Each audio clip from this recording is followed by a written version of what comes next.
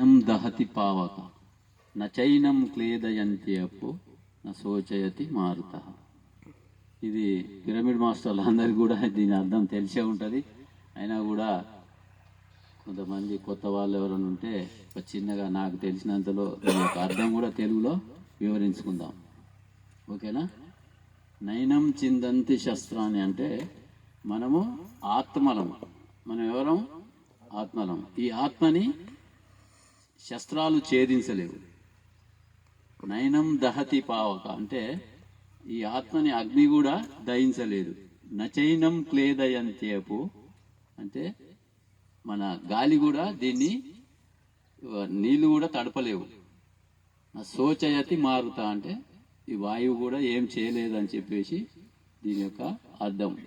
కాబట్టి మనం కేవలం శరీరమే కాదు, మనసు కాదు, మనం ఆత్మలం అని చెప్పేసి శ్రీకృష్ణ భగవానుడు ఈ యొక్క శ్లోకం ద్వారా మనందరికీ భగవద్గీత ద్వారా తెలియజేయడం జరిగింది.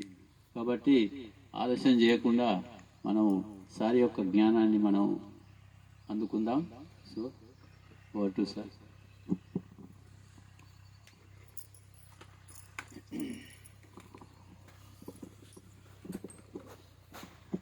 Thank you sir, thank you so much.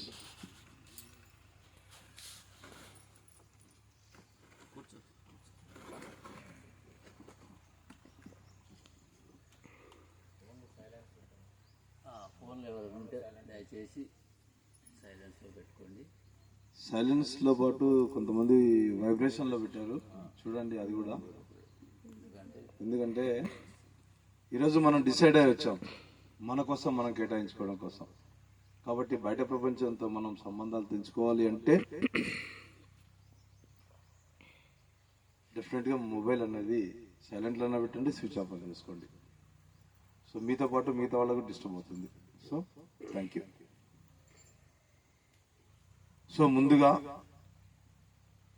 నాకు ఇంత అద్భుతమైన భౌతిక శరీరాన్ని ఇచ్చిన నా తల్లిదండ్రులకు, ధ్యాన సాధనా మార్గం ద్వారా నాకు పునర్జన్మను ప్రసాదించిన జగద్గురు బ్రహ్మర్షి పితామహ పత్రిజీకి, ఈరోజు అద్భుతమైన ఈ ప్రకృతిలో అత్యద్భుతమైన ఈ వేదిక ద్వారా మీ అందరికీ నాకు తెలిసిన ధ్యానాన్ని అందించే అద్భుతమైన అవకాశాన్ని అందించిన సుబ్రహ్మణ్యం గారికి, వారి ఆహ్వానాన్ని మన్నించి విచ్చేసిన మీ అందరికీ కూడా నా ఆత్మాభివందనాలు తెలియజేసుకుంటున్నాను. నా పేరు వాసు అల్లాని.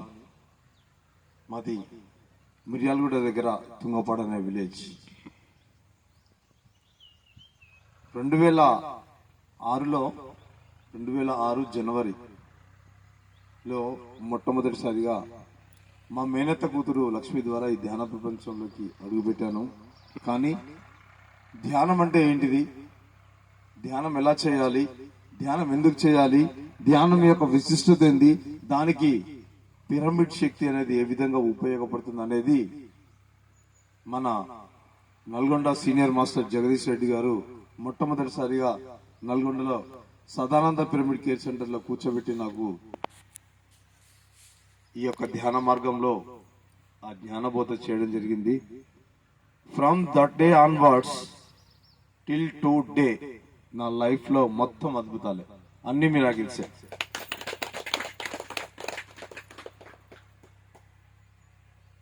సో ఈరోజు ఈ 20 సంవత్సరాలు నా ఆధ్యాత్మిక ప్రయాణంలో పత్రిజీ సాంగత్యంలో వారు అందించిన శ్వాస మీద ధ్యాస ధ్యానం చేస్తూ, వారు బోధించిన ఆత్మజ్ఞానాన్ని త్రికరణ శుద్ధిగా నా జీవితంలో ఆచరిస్తూ, దాని ద్వారా పొందిన ఫలితాలని ప్రతి ఒక్కరికి అందించడం కోసం నా వంతుగా నేను ప్రయత్నం చేస్తూ వస్తున్నాను. అందులో ఈరోజు ఇక్కడికి రావడం జరిగింది.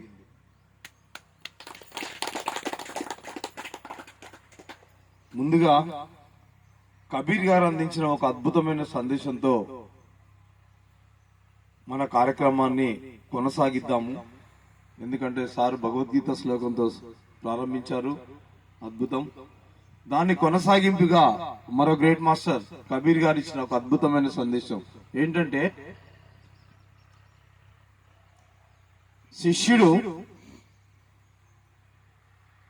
శిష్యుడిలో ఉన్న ప్రీతిని, ఆర్తిని గమనించి ఒక సద్గురువు ఆ శిష్యుడికి ఉపదేశం అందిస్తాడు. కాబట్టి గురువు సమక్షంలో ఎప్పుడు కూడా విముఖంగా ఉండరాదు అని ఒక మహా అద్భుతమైన సందేశాన్ని అందించడం జరిగింది కబీర్. దానిలో ఉన్న పరమార్థాన్ని మనం తెలుసుకోగలిగితే ఎంత అద్భుతం అంటే, ఈరోజు ఇక్కడికి ఇంతమంది వచ్చారు. ఎందుకు వచ్చారు? ఇక్కడ జ్ఞానాన్ని పొందడం కోసం, ధ్యానం గురించి తెలుసుకోవడం కోసం, ఆ ధ్యానం యొక్క విశిష్టతను తెలుసుకోవడమే కాకుండా దానిని ఆచరించాలి, అలాగే మాస్టర్స్ ఇచ్చే సందేశాలను తీసుకోవాలి అనే ఒక ఆర్తితో, అంటే ఒక తపనతో, ఒక ప్రీతితో, ఒక ఇష్టంతో ఇక్కడికి రావడం జరిగింది. దానిని సద్గురువులు గ్రహిస్తారంట. ఆ శిష్యుడి యొక్క మనసులో ఏముంది అనేది ఆ గురువు గ్రహించగలుగుతాడు. కాబట్టి వారికి ఉపదేశం ఇస్తాడంట గురువు గారు. కాబట్టి ఆ విధంగా మనం ఆ గురు సమక్షంలో ఉన్నప్పుడు ఎప్పుడు కూడా విముఖంగా ఉండరాదు. అంటే వచ్చామా, విన్నామా, పోయినట్టు కాకుండా, ఎస్ ఈరోజు ఏం నేర్చుకోవాలి, ఈరోజు ఒక కొత్త విషయం తెలుసుకోవాలి, అది ఏం తెలుసుకోవాలి, ఏం చెప్తారు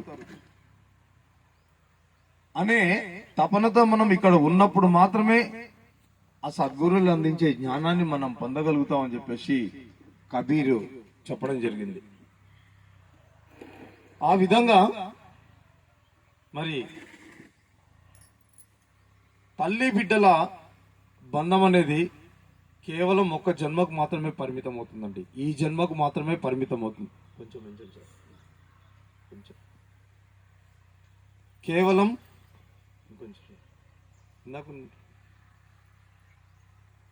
హలో, ఓకేనండి, వినిపిస్తుందా? సో తల్లి బిడ్డల బంధం అనేది ఈ జన్మ వరకే ఉంటుంది. కానీ గురు శిష్యుల బంధం అనేది 7 జన్మలు ఉంటుందని చెప్పేసి మరి రాజలక్ష్మి అమ్మగారు చెప్పారు. 7 జన్మల బంధం.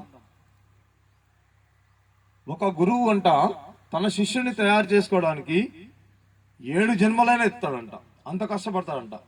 ఆ విధంగా 7 జన్మలు ఎత్తైనా సరే తన శిష్యులను తయారు చేసుకోవడానికి విశేషంగా కృషి చేస్తాడంట. అలాగే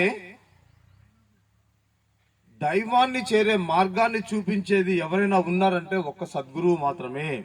కాబట్టి మనం ఎవరి రుణమైనా తీర్చుకోగలమంట, కానీ ఒక సద్గురువు రుణం మాత్రం మనం తీర్చుకోలేము. అంతటి గొప్పవాడు సద్గురువు. ఆ సద్గురువు పరమాత్మ కృపలో సద్గురువు యొక్క పాత్ర మహా అద్భుతమైంది. ఏ విధంగా అంటే, మనం 7 జన్మలుగా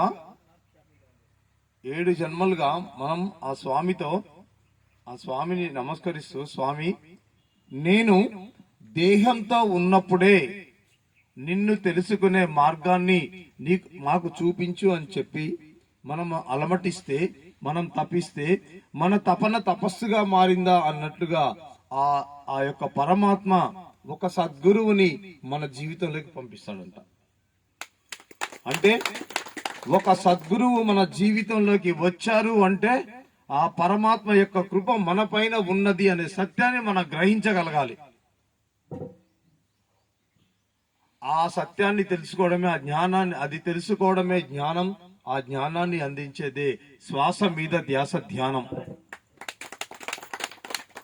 సో అంటే ఈరోజు మనందరికీ పత్రిజీ తెలుసు. మనందరం కూడా పత్రిజీ అందించిన శ్వాస మీద ధ్యాస ధ్యానం చేశాము. వారు అందించిన జ్ఞానాన్ని మనం తెలుసుకున్నాము, వాటిని మన జీవితంలో ఆచరిస్తున్నాము. అంటే ఆల్రెడీ మన జీవితంలోకి ఒక సద్గురువు వచ్చారు అన్న విషయం మనకి స్పష్టంగా ఇక్కడ మనం అర్థం చేసుకోగలుగుతున్నాం. At the same time Patriji లాంటి సద్గురువు మన జీవితంలోకి వచ్చారు అంటే ఆ పరమాత్మ యొక్క కృప మన పైన ఉన్నది అనే సత్యాన్ని మనం అర్థం చేసుకోవాలి.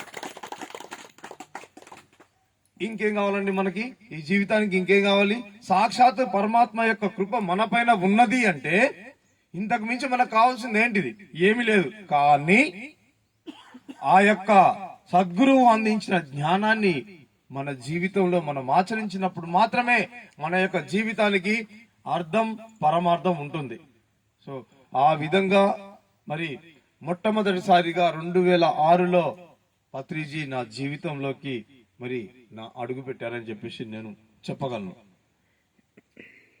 మరి ఒక సద్గురువు మన జీవితంలోకి వచ్చారు అంటే మనం ఆధ్యాత్మిక మార్గం వైపు మరి వెళ్తున్నట్టుగా మనం అర్థం చేసుకోవాలి. అటువంటి సద్గురువు యొక్క మరి గొప్పతనం, విశిష్టత మనం ముందు తెలుసుకోవాలి. కాబట్టి ఈరోజు నేను మీ అందరికీ చెప్పాలనుకున్న కాన్సెప్ట్ ఏంటంటే సద్గురువు.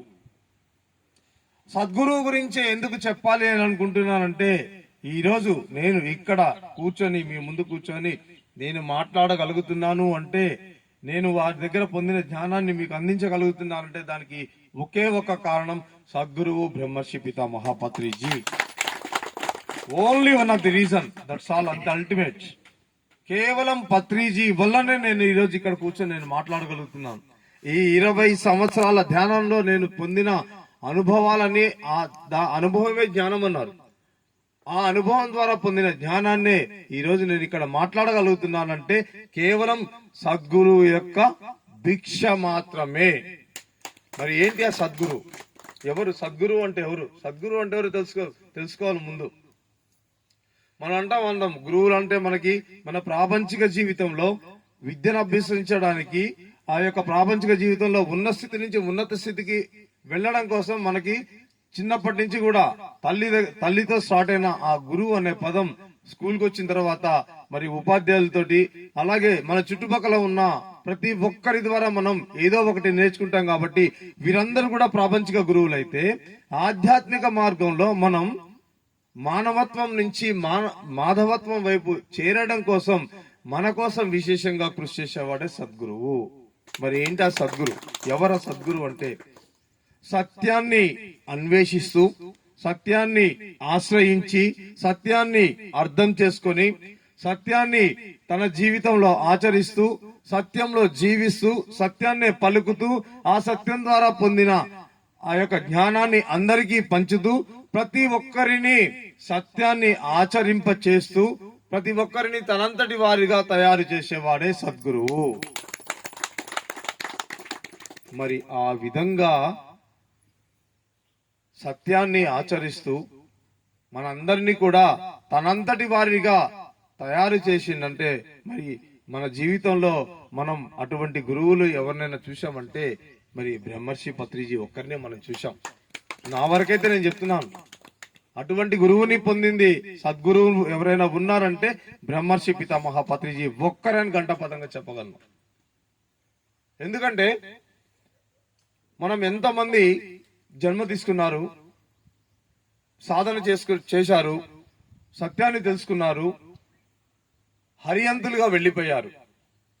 హరియంత్ అంటే వారు సత్యాన్ని తెలుసుకొని సాధన చేసి వారి కోసమే, వారి ఎదుగుదల కోసమే, వారి ఆత్మ ఉన్నతి కోసమే సాధన చేసి అదే విధంగా వెళ్ళిపోయిన వాళ్ళు హరియంతులు అంటారు. ఆ విధంగా వెళ్ళిపోయిన వాళ్ళని చూసాం.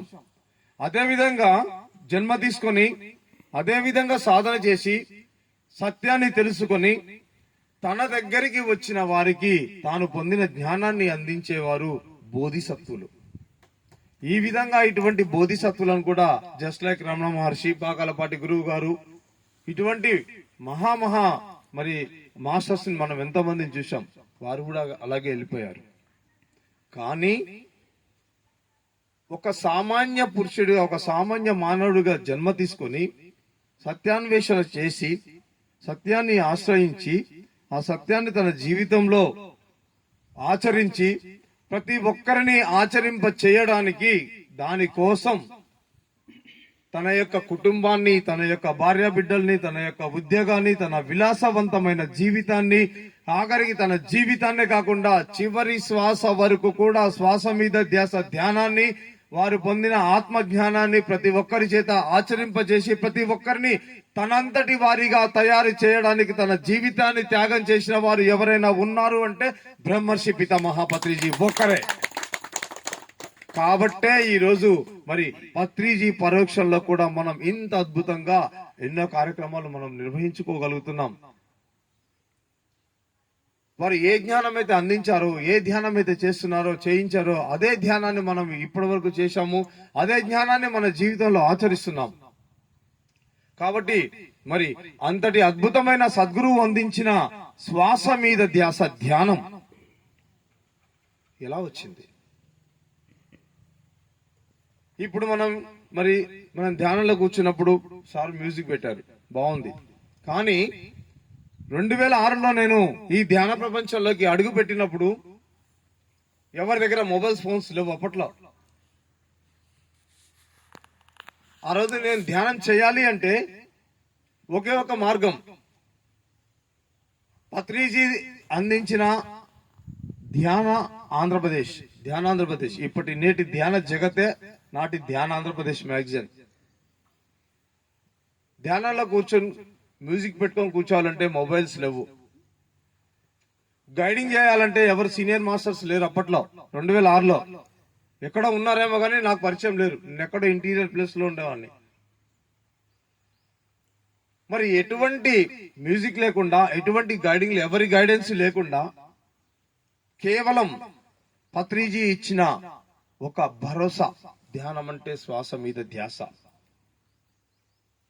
ఈ శ్వాస మీద ధ్యాస ధ్యానంతో ఈ సృష్టిలో ఏదైనా సాధించవచ్చు అని వారు చెప్పిన ఒకే ఒక్క మాట అప్పుడు నేనున్న పరిస్థితుల్లో నాకు ఒక వజ్రాయుధంలా అనిపించింది. ఎందుకు అంటే 4th స్టేజ్ క్యాన్సర్ తో ఈ ధ్యాన ప్రపంచంలోకి నేను 2006లో అడుగు పెట్టడం జరిగింది. 4th stage cancer.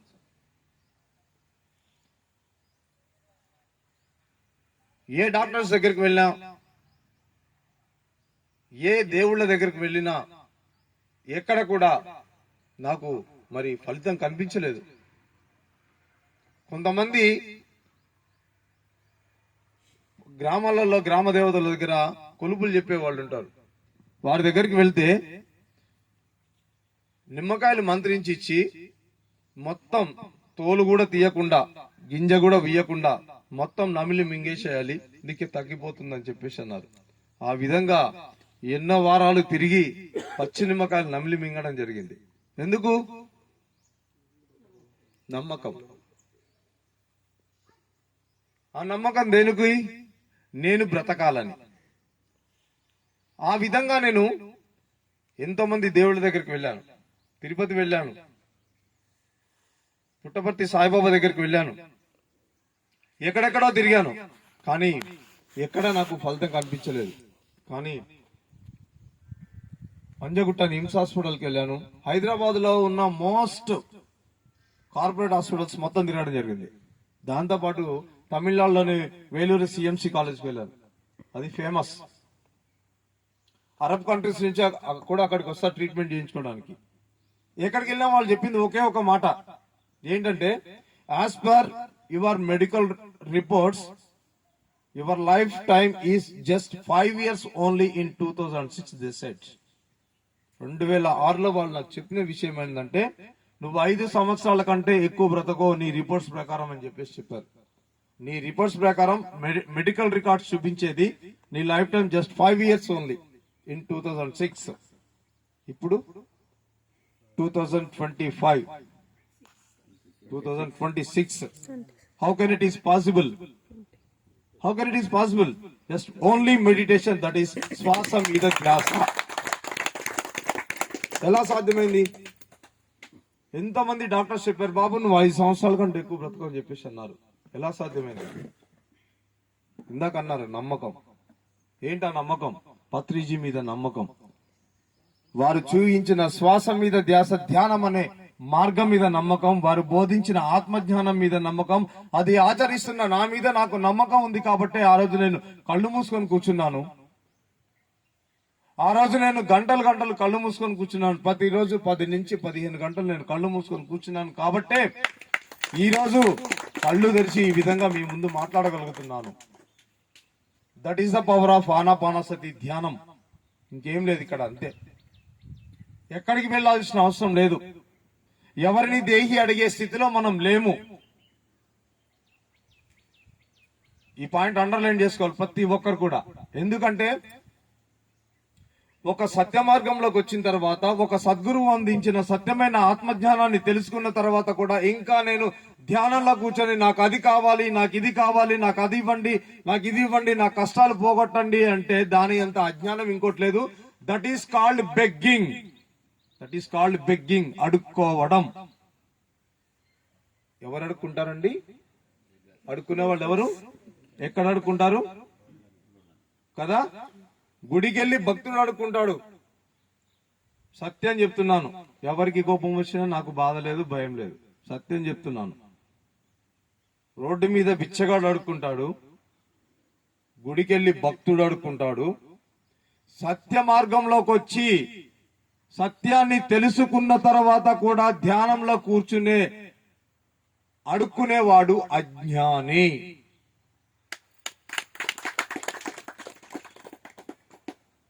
ధ్యానం సర్వరోగ నివారణి అన్నారు, ధ్యానం సకల భోగకారిణి అన్నారు, ధ్యానం సత్యజ్ఞాన ప్రసాదిని అన్నారు, ధ్యానం సకల శక్తి ప్రదాయిని అని చెప్పేసి బ్రహ్మర్షి పితామహ పత్రిజీ చెప్పిన తర్వాత కూడా ఇంకా మనం ధ్యానంలో కూర్చొని సంకల్పం పెట్టుకుంటున్నామంటే మనం ఏ స్థితిలో ఉన్నాము? ఇదే విషయాన్ని ఎక్కడైనా చెప్తే పత్రిజీ కూడా సంకల్పం పెట్టుకున్నారు కదా అంటారు. ఏమని పెట్టుకున్నారండి పత్రిజీ సంకల్పం? ఎవరైనా చెప్పగలరా? పత్రిజీ ఏమని సంకల్పం పెట్టుకున్నారు? విశ్వ కళ్యాణం కోసం. అందులో భాగంగా ధ్యాన జగత్, శాకాహార జగత్, పిరమిడ్ జగత్ కావాలని సంకల్పం పెట్టుకున్నారు. కానీ పెట్టుకోలేదు, సంకల్పించుకున్నారు. ఇది ముఖ్యంగా గుర్తుంచుకోవాల్సిన విషయం. ఇందా చెప్పా, సంకల్పం పెట్టుకోవడం అంటే అడుక్కోవడం. ఇంకా ఈజీగా అర్థమయ్యేటట్టు చెప్తాను. ఇప్పుడు మనం వ్యవసాయం చేస్తున్నామండి. వ్యవసాయం చేసిన తర్వాత పొలం దున్నేశాం, విత్తనాలు చల్లాం. విత్తనాలు చల్లిన తర్వాత మనం పొలం గట్టు మీద కూర్చొని లేకపోతే పొలంలో కూర్చొని ధ్యానంలో కూర్చొని నాకు పంట బాగా పండాలి, బాగా పండాలి, బాగా పండాలి అంటే పండిద్దా? సంకల్పం పెట్టుకుంటే అదేంటి మరి? సంకల్పం పెట్టుకుంటే జరిగిపోవాలి కదా మనకి. ఎందుకు పండదు చెప్పండి? పండాలి కదా. ఇప్పుడు సంకల్పం పెడితే మనకి అన్ని జరిగిపోతాయి ధ్యానంలో అంటున్నారు. మరి అదే రైతు మరి పొలంలో కూర్చొని విత్తనాలు చల్లేసి ధ్యానంలో కూర్చొని సంకల్పం పెట్టుకొని నా పంట బాగా పండాలి అని చెప్పేసి అనుకుంటే పండిపోవాలనా వద్దా? పండుదా అండి? ఎందుకు పండదు? Yes, that is the correct point. Claps కొట్టండి ఒకసారి. అంటే మనం ఏదైతే ధ్యానంలో, అంటే ఇక్కడ సంకల్పం పెట్టుకోకూడదా అంటే అదే చెప్పబోయేది. ధ్యానంలో మనం ఏదైతే సంకల్పం పెట్టుకున్నామో ఆ సంకల్పం నెరవేరడం కోసం మనం సంకల్పించుకొని దాన్ని కార్యాచరణ రూపంలో మనం ప్రయత్నం చేసినప్పుడు మాత్రమే అది సాధ్యమవుతుంది. అప్పుడు ఏమవుతుంది? నేచర్ మనకు కనెక్ట్ అవుతుంది, నేచర్ మనకు కోఆపరేట్ చేస్తుంది, నేచర్ మనకు హెల్ప్ చేస్తుంది. అప్పుడు పంట బాగా పండుతుంది. అదే పత్రిజీ చేసింది. ధ్యాన జగత్, శాకాహార జగత్, పిరమిడ్ జగత్ అని చెప్పేసి సంకల్పం పెట్టుకొని ఇంట్లో కూర్చున్నారా? తన చివరి శ్వాస వరకు కూడా మరి మన మధ్యలోనే ఉన్నారు కదా. ప్రతి ఒక్కరిని చైతన్యవంతం చేసి ప్రతి ఒక్కరిని కూడా కార్యోన్ముఖులు చేసి వారు ఏదైతే సంకల్పించుకున్నారో అది సాధించడం కోసం మనందరినీ కూడా తెలుసు కదా 1,44,000 మందిని తీసుకొచ్చారంటే అందులో మనం ఉన్నామో లేమో ఎవరికి వాళ్ళు సెల్ఫ్ చెక్ చేసుకోండి. ఎవరిని క్వశ్చన్ చేయాల్సిన అవసరం లేదు. మనల్ని మనమే సెల్ఫ్ చెక్ చేసుకోవాలి, అవసరం లేదు ఇంకా, అంతే. ఎప్పుడైతే మనం ఆ సత్యాన్ని తెలుసుకుంటామో, తెలుసుకున్న సత్యాన్ని మన జీవితంలో ఆచరిస్తామో ఆ రోజే మన అసలైన జీవితం ప్రారంభించినట్టు. ఆ విధంగా 20 సంవత్సరాల క్రితం నా అసలైన జీవితాన్ని నేను ప్రారంభించడం జరిగింది. క్యాన్సర్ అనే ఒక అద్భుతమైన మాస్టర్ ద్వారా.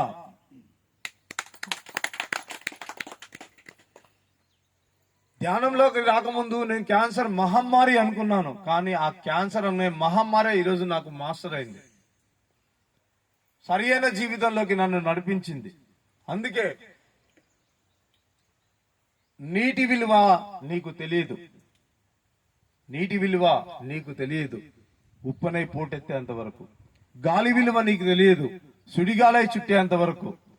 విత్తు విలువ నీకు తెలియదు మొక్కై ఈ విధంగా వృక్షంగా మొలకెత్తే వరకు. నీ గురించి నీకు తెలియదు నిన్ను నువ్వు తెలుసుకోనంత వరకు. కాబట్టే 7వ తరగతి చదివిన ఆ రమణ మహర్షి జీవిత కాలంలో మౌనంలో ఉండి వారు ఇచ్చిన ఒకే ఒక అద్భుతమైన సందేశం ఏదైనా ఉంది అంటే నిన్ను నువ్వు తెలుసుకో. అదొక్కటి చాలు. ఇంకా మనల్ని మనం తెలుసుకోవాలంటే మనలోకి మనం ప్రయాణం చేయాలి. మనలోకి మనం ప్రయాణం చేయాలి అంటే శ్వాస మీద ధ్యాస, ధ్యానం ఒకటే మార్గం అని బ్రహ్మర్షి పత్రిజీ మనకి అరటిపండు ఒలిచినట్టు మనకు చెప్పిపోయారు వాళ్ళు. మన జీవితంలో ఉన్నత స్థితికి వెళ్ళాలా వద్దా అనేది ఇప్పుడు ఎవరి చేతిలో ఉంది? పత్రిజీ చేతుల్లో ఉందా? లేదు. అంతటి గొప్ప సద్గురు బ్రహ్మర్షి Pitamaha Patriji. My dear friends, ఇప్పటి వరకు మన పెద్దవాళ్ళు చెప్పారు ఏమనంటే బ్రహ్మంగారు అంతటి గురువు, సిద్ధయ్య అంత శిష్యుడు లేనే లేరని. మనం విన్నామండి ఎప్పుడనేది? విన్నాం కదా. కానీ రాబోయే తరాల్లో ప్రతి ఒక్కరు చెప్పుకునే మాట ఏంటంటే పత్రిజీ అంతటి పరమ గురువులు, పిరమిడ్ మాస్టర్ అంతటి ప్రియ శిష్యుడు ఈ విశ్వంలోనే లేరు అని రాబోయే తరాల్లో చెప్పుకుంటారు. అంతటి మహోన్నతమైన వ్యక్తి బ్రహ్మర్షి పత్రిజీ.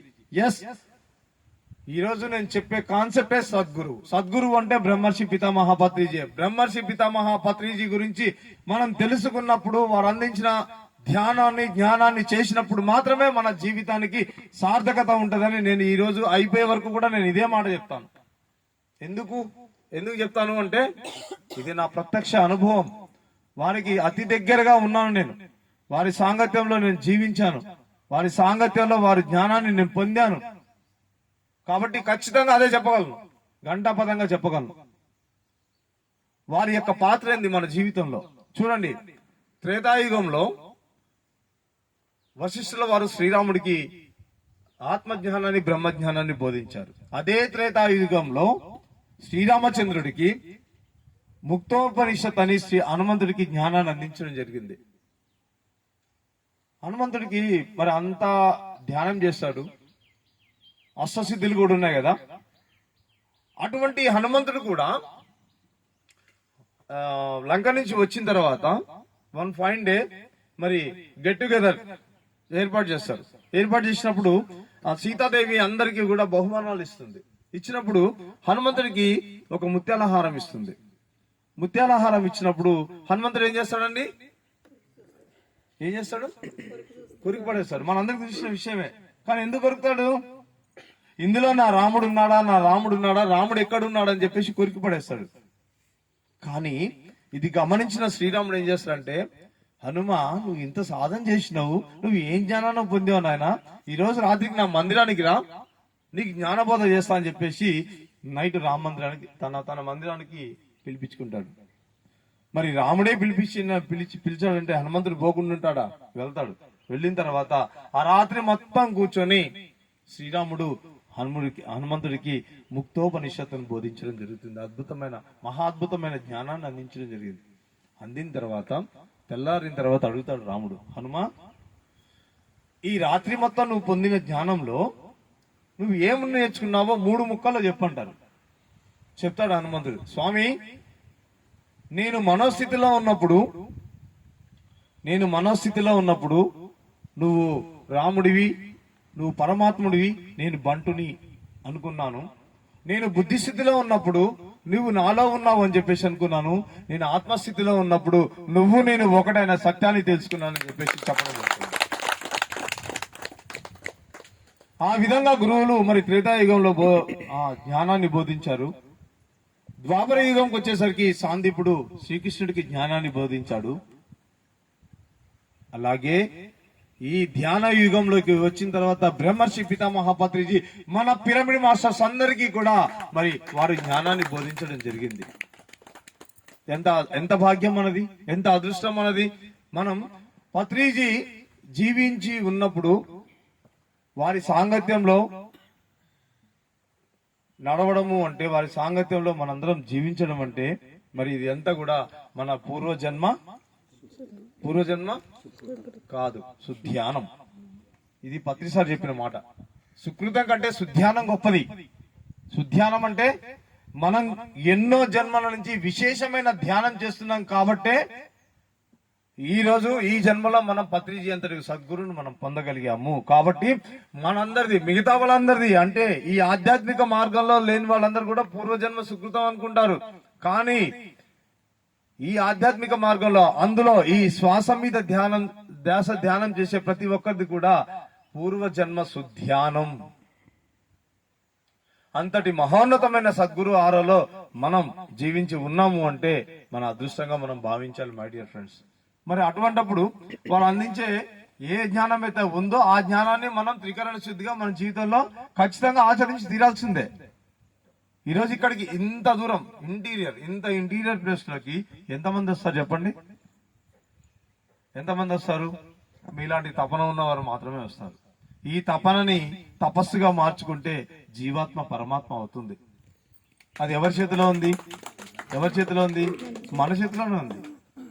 ఆ విధంగా పత్రిజీ అందించిన మరి ధ్యానం ద్వారా నేను శ్వాస మీద ధ్యాస పెట్టినప్పుడు ఎన్నో రకాల నేను ప్రాబ్లమ్స్ ఫేస్ చేయడం జరిగింది ఫిజికల్ లైఫ్ లో. క్యాన్సర్ అని చెప్పేసి అంటున్నారు, 5 సంవత్సరాల కంటే ఎక్కువ బ్రతుకు అంటున్నారు. జస్ట్ అప్పటికి మ్యారేజ్ అయ్యి 1.5 year అంతే, కేవలం 1.5 year, పిల్లలు కూడా లేరు. వాళ్ళు ఇంకో ఆప్షన్ చెప్పారు నాకు, బాబు నీకు ట్రీట్మెంట్ స్టార్ట్ చేయడానికి ఇంకా చాలా టైం పడుతుంది. ఈ టైంలో నువ్వు చిల్డ్రన్స్ కోసం ట్రై చేసుకో. ఎందుకు అంటే వన్స్ కీమోథెరపీ అనే ట్రీట్మెంట్ ఇచ్చిన తర్వాత పిల్లల కోసం ట్రై చేయకూడదు, అది చాలా భయంకరమైనది, ప్రాబ్లమ్స్ వస్తాయని చెప్పేసి చెప్పడం జరిగింది. కానీ అప్పటికే సాధన చేస్తున్నాను. నిమ్స్ లో ట్రీట్మెంట్కి వెళ్ళాలి. నేను సాధన తీవ్రతరం చేసిన తర్వాత నేను పొందిన జ్ఞానం ఏంటంటే, నేను ధ్యానం ద్వారా క్యాన్సర్ నే పోగొట్టుకోగలిగినప్పుడు ధ్యానం ద్వారా సంతానాన్ని ఎందుకు పొందలేను? ఎస్, ఇది సాధ్యమే. కాబట్టి వారు కొన్ని IVF అని ఆ టైప్ కొన్ని చెప్పారు. నో, నేను యాక్సెప్ట్ చేయలేదు. నేను ఖచ్చితంగా ధ్యానం ద్వారా నేను ఇది సాధిస్తానని చెప్పేసి అన్నాను. జరిగింది. 2006లో నాకు వితిన్ 1 year లో 2 times కీమోథెరపీ ట్రీట్మెంట్ తీసుకోవడం జరిగింది. వితిన్ 1 year లో 2 times. ఆ కీమోథెరపీ అనే ట్రీట్మెంట్ ఎంత భయంకరంగా ఉంటుందంటే బహుశా చాలా మందికి తెలిసే ఉంటుంది ఈ విషయం. వాళ్ళు 5 సంవత్సరాలు అని చెప్పారు, లైఫ్ టైం. నిజంగా ఒక విల్ పవర్ లేని వాళ్ళైతే, ఒక ధ్యాన మార్గంలో లేని వాళ్ళైతే, అరే బాబు 5 సంవత్సరాలు కాదు, ఇప్పుడు పోయినా కానీ ఓకే, నేను ఇది తట్టుకోలేను అనే పరిస్థితిలో ఉంటుంది. అటువంటి స్థితిలో ఉండి కూడా ప్రతిరోజు ధ్యానం చేస్తూ నేను దాన్ని ఎదుర్కోవడమే కాకుండా దాన్ని అధిగమించడమే కాకుండా వారు 5 సంవత్సరాలు లైఫ్ టైం అని చెప్తే కేవలం 3 సంవత్సరాలు అంటే 2006 నుంచి 2009 వరకు 3 సంవత్సరాలు తీవ్రమైన సాధన చేయడం ద్వారా నాకున్న క్యాన్సర్ ని కేవలం 3 సంవత్సరాల్లో పూర్తిగా నేను పోగొట్టుకోవడం జరిగింది. నా మొబైల్స్ అన్ని రిపోర్ట్స్ కూడా ఉన్నాయి, ఎవరికన్నా కావాలంటే కూడా నేను పంపిస్తాను ప్రూఫ్ కోసం. ఇదేదో బ్లైండ్ గా చెప్పడం, ధ్యానంలో కూర్చొని నాకు పత్రి సార్ చెప్పారంటే ఒకే ఒక్క మాట చెప్పారు పత్రి సార్, నా నోటి నుండి వచ్చే ప్రతి పదం కూడా అక్షర సత్యం అని చెప్పేసి అన్నారు. మనం చాలా సింపుల్ గా తీసేస్తాం. పత్రి సారు 8 సంవత్సరాల క్రితమే చెప్పారు, నేను ఇంకా 8 సంవత్సరాలు ఈ ఫిజికల్ బాడీలో ఉంటానని క్రిస్టల్ క్లారిటీగా చెప్పడం జరిగింది. ఆయనకి అప్పటికప్పటికి వచ్చిన అనారోగ్యం కాదు, లేకపోతే వారు అశ్రద్ధ చేసింది అంతకన్నా కాదు, కారణ జన్ములు. ఈ సందర్భంగా ఒక విషయం చెప్తాను. ఏంటంటే పత్రిజీ బాడీ వేకేట్ చేసిన తర్వాత నన్ను చాలా మంది అడిగారు, ధ్యానం చేసేవాళ్ళు కాదు, ధ్యానం చేయని వాళ్ళు, మరి మీ గురువు ధ్యానం చేస్తే అన్ని పోతాయని చెప్పేసి అన్నారు కదా. అన్నప్పుడు మరి ఆయన అంత గొప్ప మాస్టర్ అయ్యండి, ఆయనకు వచ్చిన ఆ యొక్క ప్రాబ్లంని ధ్యానం ద్వారా పోగొట్టుకోవచ్చు కదా, మరి ఎందుకు పోగొట్టుకోలేదు అని చెప్పేసి అన్నారు. అప్పుడు ఒకే ఒక ఆన్సర్ చెప్పాను నేను. ఎస్, మీరు మంచి క్వశ్చన్ అడిగారు. పత్రిజీతో కంపేర్ చేసుకుంటే నేను ఎంత అసలు కంపారిజన్ వర్డే లేదు అసలు పత్రిజీతో, ఎవ్వరికి లేదు. చాలా మంది అంటారు పత్రిజీ గురించి మాకు చాలా తెలుసు అండి, ఎవరికి తెలియదు. ఈ భూమి మీద పత్రిజీ గురించి పూర్తిగా తెలిసినవాడు ఒక్కడు కూడా లేడు. ఒక్కళ్ళు కూడా లేడు. అటువంటి పత్రిజీ అందించిన శ్వాస మీద ధ్యాస ధ్యానం చేస్తేనే కేవలం 3 సంవత్సరాల్లో నేను క్యాన్సర్ పోగొట్టుకోగలిగినప్పుడు అతనికి వచ్చిన అనారోగ్యం అనేది ఒక విషయమా? అది సాధ్యం కాదా ఆయనకి? కురుక్షేత్రం అయిపోయింది, బావా నువ్వు రథం దిగి వెళ్ళిపో అని చెప్పేసి, చాలా దూరం వెళ్ళిపో అని చెప్పేసి శ్రీకృష్ణుడు అర్జునుడు చెప్పాడు. లేదు బావా మీరు ముందు దిగండి, నేను తర్వాత దిగుతా అని చెప్పేసి అర్జునుడు చెప్పాడు అజ్ఞానంతో. లేదులే కానీ నువ్వు ముందు దిగి చాలా దూరం వెళ్ళిపో అని చెప్పేసి దూరం పంపించేస్తాడు. దూరం పంపించేసిన తర్వాత కృష్ణుడు దిగి కొంచెం ముందుకు వెళ్ళగానే మనందరికి తెలిసిన విషయమే, ఏం జరుగుతుంది కదా, పెద్ద సౌండ్ తోటి అది భస్మమై కాలిపోతుంది. తిరిగి చూసరికి అక్కడ రథం కనిపించేది మొత్తం బూడిద ఉంటుంది. అర్జునుడు ఆశ్చర్యపోతాడు, అదేంటి బావా ఇప్పటి వరకు రథం ఉంది కదా, మనం ఉన్నంత వరకు, మనం దిగిపోయిన తర్వాత ఆ విధంగా అయిపోయిందంటే, అరే ఏం తెలుసా బాబు, ఈ కురుక్షేత్రంలో వాళ్ళు వేసిన బాణాలు మొత్తం నేను ఆపాను కాబట్టి అది ఆగింది, లేకపోతే ఈ విధంగానే ఆ రోజే అయిపోయేవాళ్ళం అని చెప్పేసి. అంటే అంతటి వినాశకరమైన బాణాలని ఎదుర్కొన్న శ్రీకృష్ణుడు బోయవాడేసిన ఒక చిన్న బాణం పుల్లకి శరీరాన్ని వదిలిపెడతాడా? మరి ఎందుకు వదిలిపెట్టాడు? 3 కారణాలు ఉన్నాయి. ఒకటి, త్రేతాయుగంలో వాలి చెట్టు చాటు నుంచి వాలిని చంపడం జరిగింది శ్రీరాముడు. అప్పుడు వాలి అంటాడు, రామ నీకేంటి ఈ అవసరం, అడిగితే నా ప్రాణాలను నేనే నీకు ఇచ్చేవాడిని కదా అని చెప్పంటే, దీని కర్మ నేను అనుభవిస్తా అని చెప్పేసి అంటాడు. అది ద్వాపరయుగంకి వచ్చేసరికి ఈయన కృష్ణుడు అయిండు, ఆయన బోయేవాడు అయిండు. అయిపోయిందా? నెంబర్ 2, ధర్మ సంస్థాపన కోసం జన్మ తీసుకున్న కారణ జన్ములు ఎవరైనా సరే వారి పని పూర్తయిన తర్వాత ఎటువంటి కారణం లేకుండా వాళ్ళు వెళ్ళిపోవచ్చు. పత్రిసారు నేను 95 సంవత్సరాల వరకు ఉంటా అని చెప్పేసి అన్నారు కదా, మరి ఉండలేదు. రాజ్యాంగంలో ఉందా? ఆయన కారణ జన్ముడు అని చెప్పేసి మనందరికి తెలిసిన విషయం. వారి పోవడానికి 1,00,000 కారణాలు ఉంటాయి. క్వశ్చన్ చేయడానికి మనం ఎవరము, మనం ఎంత, వారికి తెలియదు ఆ విషయం.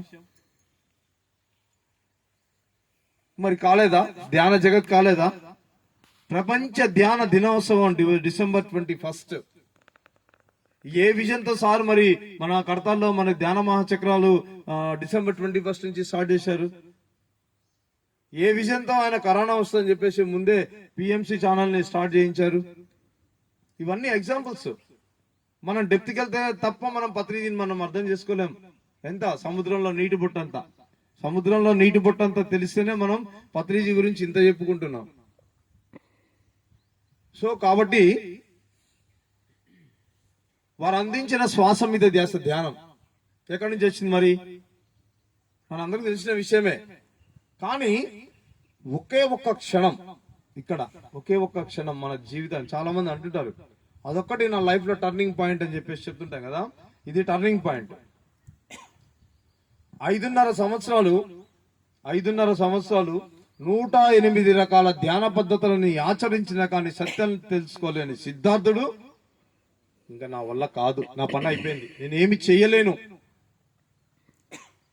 అని చెప్పేసి అప్పటికే శరీరం అంతా చిక్కి శల్యం అయిపోయింది. ఇంకా ఏ క్షణాలైనా కానీ బాడీ వెకేట్ చేసే పరిస్థితిలో ఉన్న సిద్ధార్థుడు ఇక నేను వెళ్ళిపోతాను, ఇక నా వల్ల కాదు అని చెప్పేసి ఇలా లేవబోతూ తనకు ఎదురుగా ఉన్న ఒక వృక్షం మొదల్లో ఉన్న ఒక చీమ మీద ఆ సిద్ధార్థుడి యొక్క దృష్టి పడుతుంది.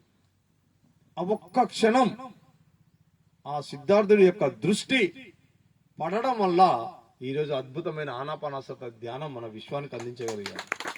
ఏం జరిగింది? ఆ ఒక్క క్షణం ఒక చీమ ఆ చెట్టు మొదల నుంచి చెట్టు ఎక్కడానికి ప్రయత్నం చేస్తుంది.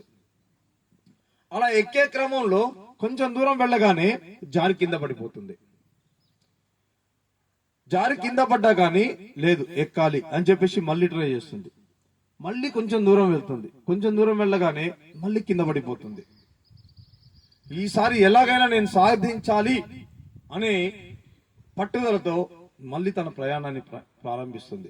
అలా కొంచెం దూరం ఎక్కుతుంది, మళ్ళీ కింద పడిపోతుంది. ఆ విధంగా 1 కాదు, 2 కాదు, 4, 5, 6, 7, 10 సార్లు ఆ విధంగా పైకి సగం దూరం ఎక్కడం, కింద పడడం, సగం దూరం ఎక్కడం, కింద పడడం. అది కింద పడ్డ ప్రతిసారి కూడా నిరాశ చెందకుండా, నిస్పృహ చెందకుండా, భయపడకుండా తను రెట్టించిన ఉత్సాహంతో ఎస్ నేను ఖచ్చితంగా నా లక్ష్యాన్ని చేరాలి. ఏంటిదో దాని లక్ష్యం? చెట్టు కొమ్మ పైన కూర్చోవాలి. దాని లక్ష్యం అది. సాధించింది. చివరికి వెళ్ళి చెట్టు కొమ్మ మీద కూర్చుంది.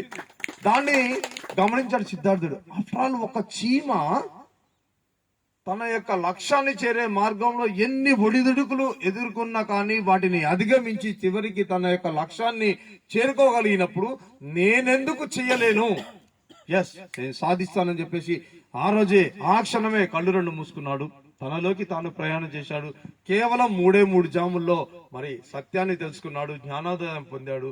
సిద్ధార్థుడు బుద్ధుడుగా మారడం జరిగింది. నాడు గౌతమ బుద్ధుడు అందించిన ఆనాపానసతి ధ్యానమే నేడు బ్రహ్మర్షి పితామహ పత్రిజీ అందించిన శ్వాస మీద ధ్యాస ధ్యానం. ఇంతకంటే ఏం కావాలి? ఇంకా ఇంత అద్భుతమైన ధ్యానాన్ని మనకు అందించినప్పుడు ఆ అద్భుతమైన ఆ విశిష్టమైన ధ్యానం మనం చూస్తున్నాం. ఇప్పుడు మన పిఎస్ఎస్ఎంలోనే ఎన్నో రకాల ధ్యానాలు చేస్తున్నాం. కానీ మన మనోస్థితి నుండి ఆత్మస్థితికి తీసుకువెళ్ళేది ఏదైనా ఉంది అంటే ఒక్క సైలెన్స్ మెడిటేషన్, ఓన్లీ శ్వాస మీద ధ్యాస ధ్యానం ద్వారా మాత్రమే. ఇంకేది చేసినా కానీ ధ్యానంలో మన మనసు పనిచేస్తుంది. మనం మానవుడు అంటే మనసు, బుద్ధి, ఆత్మ. మనం ఎప్పుడైతే శరీరము, మనసు, ఆత్మ ఈ 3 మనం ఎప్పుడైతే కళ్ళు 2 మూసుకుంటామో మన శరీరాన్ని మర్చిపోతాం. మర్చిపోగానే ఇంకా మిగిలే ఏంటి? మనసు, ఆత్మ. ఈ 2 ఉంటాయి. మనసు అంటే ఆలోచనలు వస్తూ ఉంటాయి. మనం శ్వాస మీద ధ్యాస పెడుతూ సాధన చేస్తూ క్రమంగా ముందుకు వెళ్తున్నప్పుడు ఏం జరుగుతుంది అంటే ఆ ఆలోచనలు కూడా పూర్తిగా తగ్గిపోతాయి. తర్వాత మరి శూన్య స్థితికి చేరుకుంటాం. ఇంకప్పుడు మిగిలేది ఏంటిదిగా? అదే ఆత్మస్థితి. ఆ ఆత్మస్థితికి మనం చేరుకోవడం కోసమే శ్వాస మీద ధ్యాస ధ్యానం. ఎప్పుడైతే మనం ఒక గైడింగ్ కానీ ఒక మ్యూజిక్ కానీ ఏదైనా ఉంది అంటే అది ఒక స్థాయి వరకు. కేజీ స్థాయిలో ఉన్న వారికి మ్యూజిక్ అవసరం అవుతుంది, గైడింగ్ అవసరం అవుతుంది. మనం ఆ మార్గంలో ధ్యానం ఏ విధంగా చేయడానికి అవి తోడ్పడతాయి. కానీ మనం పీజీ స్థాయికి వచ్చిన తర్వాత కూడా మరి సంగీతం అవసరమా అంటే ఏది అవసరం లేకుండానే మరి ఆ హిమాలయాల్లో మరి ఋషులు చూడట్లేదా? మనం వందల వేల సంవత్సరాలు వారు మరి ధ్యానం చేస్తున్నారు. ఏముంటుంది వాళ్ళకి? మరి ఏమన్నా మ్యూజిక్ పెట్టుకుంటున్నారా? వాళ్ళు ఏమైనా కూర్చొని గైడెన్స్ చేస్తున్నారంటే మరి మ్యూజిక్ పెట్టుకోకూడదా అంటే ఎస్, మ్యూజిక్ అనేది సంగీతం అనేది ధ్యానానికి అత్యద్భుతమైనదే. అది ఎప్పటి వరకు? నీ స్థాయి ఎదిగే వరకు. ఒక స్థాయికి వెళ్ళిన తర్వాత నీకు దేంతో అవసరం లేదు, నీలోకి నీకు ప్రయాణం చేయడానికి ఎవరి అవసరం లేదని చెప్పేసి పత్రిజీ చెప్పడం జరిగింది. సో అటువంటి అద్భుతమైన ధ్యానాన్ని మనకి అందించిన బ్రహ్మర్షి పితామహ పత్రిజీకి ఒకసారి గట్టిగా చెప్పండి. ఆ విధంగా మరి వారు అందించిన శ్వాస మీద ధ్యాస ధ్యానాన్ని చేస్తూ వారు బోధించిన జ్ఞానాన్ని మనం వారు ఏదైతే త్రిరత్నాలు ఇచ్చారో ఏంటిది? సాధన, స్వాధ్యాయం, సాంగత్యం అండ్ దాంతోపాటు సేవ. ఈ 4ంటిని మన జీవితంలో మనం ఆచరించినప్పుడు మానవుడి యొక్క లక్ష్యం ఏదైతుందో ఆ లక్ష్యాన్ని మనం చేరుకోగలుగుతాం. ఏంటిదంటే మానవుడి యొక్క లక్ష్యం ముక్తి. అంతే, ముక్తి, మోక్షాన్ని పొందుతాం. చావు పుట్టుకల నుంచి తప్పించుకోవడమే మోక్షం. ఆ మోక్షాన్ని పొందే మార్గమే శ్వాస మీద ధ్యాస ధ్యానం. అంతకు మించి ఇంకోటి ఏం లేదు. ఇంకా మరి ఆ లక్ష్యాన్ని మనం ఈ భూమి మీద వచ్చింది దేనికి? ధనంతో, సంపాదనతోటి, లేకపోతే సంపదలతోటి, భార్య బిడ్డలతోటి, కుటుంబంతో మనం ఇచ్చేయడానిక, ఆనందించడానిక కాదు. ఒకే ఒక లక్ష్యం ఏదైతే ఉందో మనం మోక్షాన్ని పొందడం అనేది మన మొదటి లక్ష్యం. అదే మన జీవితం యొక్క మొదటి లక్ష్యం. అదే మన అంతిమ లక్ష్యం కూడా అదే. ఆ విధంగా ఉన్నప్పుడు మాత్రమే మనం ఆ స్థాయికి వెళ్ళగలుగుతాం. ఆ విధంగా ఉన్నప్పుడు మనం ఏ విధంగా తయారవుతాం? ఏ విధంగా తయారవుతామంటే స్వామి వివేకానంద ఒక అద్భుతమైన సందేశం ఇచ్చారు. ఏంటంటే ఒక వర్షపు చినుకు ఎలా ఉంటుందండి? పైనుంచి వర్షం పడుతుంటుంది. ఆ వర్షపు చినుకు ఏ విధంగా ఉంటుంది? చాలా ప్యూరిటీగా ఉంటుంది కదా. ఆ వర్షపు చినుకు మన అరచేతిలో పడింది అనుకోండి, త్రాగే మంచినీరు అవుతుంది. వర్షపు చినుకు మురికి కాలంలో పడితే మురికి నీరుగా మారుతుంది. వర్షపు చినుకు ఒక వేడి ప్రదేశంలో పడితే అది ఆవిరైపోతుంది, తన ఉనికినే కోల్పోతుంది. ఒక వర్షపు చినుకు తామరాకు మీద పడితే ముత్యంలా మెరుస్తుంది. ఒక వర్షపు చినుకు ఆల్చిప్పలో పడితే ముత్యంలా తయారవుతుంది. అదే విధంగా మనం శ్వాస మీద ధ్యానం అనే ఆల్చిప్పలో మనం పడితే ఒక ఆత్మజ్ఞాని అనే అద్భుతమైన మరి దాన్ని ఏమంటారు, ముత్యంలా మనం తయారవుతాం. సో అంతటి అద్భుతమైన శ్వాస మీద ధ్యానం అనే ఆల్చిప్పని మనకు బ్రహ్మర్షి పితామహ పత్రిజీ అందించడం జరిగింది. సో ఇవన్నీ కూడా బాగున్నాయి, ఇవన్నీ కూడా బాగున్నాయి. ఇందా చెప్పాను నేను, పత్రిజీ ఒక మాట అన్నారు, నా నోటి నుంచి వచ్చే ప్రతి పదం కూడా అక్షర సత్యం అన్నారు. వారి యొక్క వాక్కు చాలా శక్తివంతమైంది. ఒక సద్గురు యొక్క వాక్కు చాలా శక్తివంతమైంది. ఆ యొక్క శక్తి మనం తెలుసుకోవాలంటే ఇప్పుడు చూస్తున్నాం మనం. ఏమన్నారు వారు ఏం సంకల్పించుకున్నారు? ధ్యాన జగత్తు, శాకాహార జగత్తు, పిరమిడ్ జగత్తు ఇవి సాధించాలి.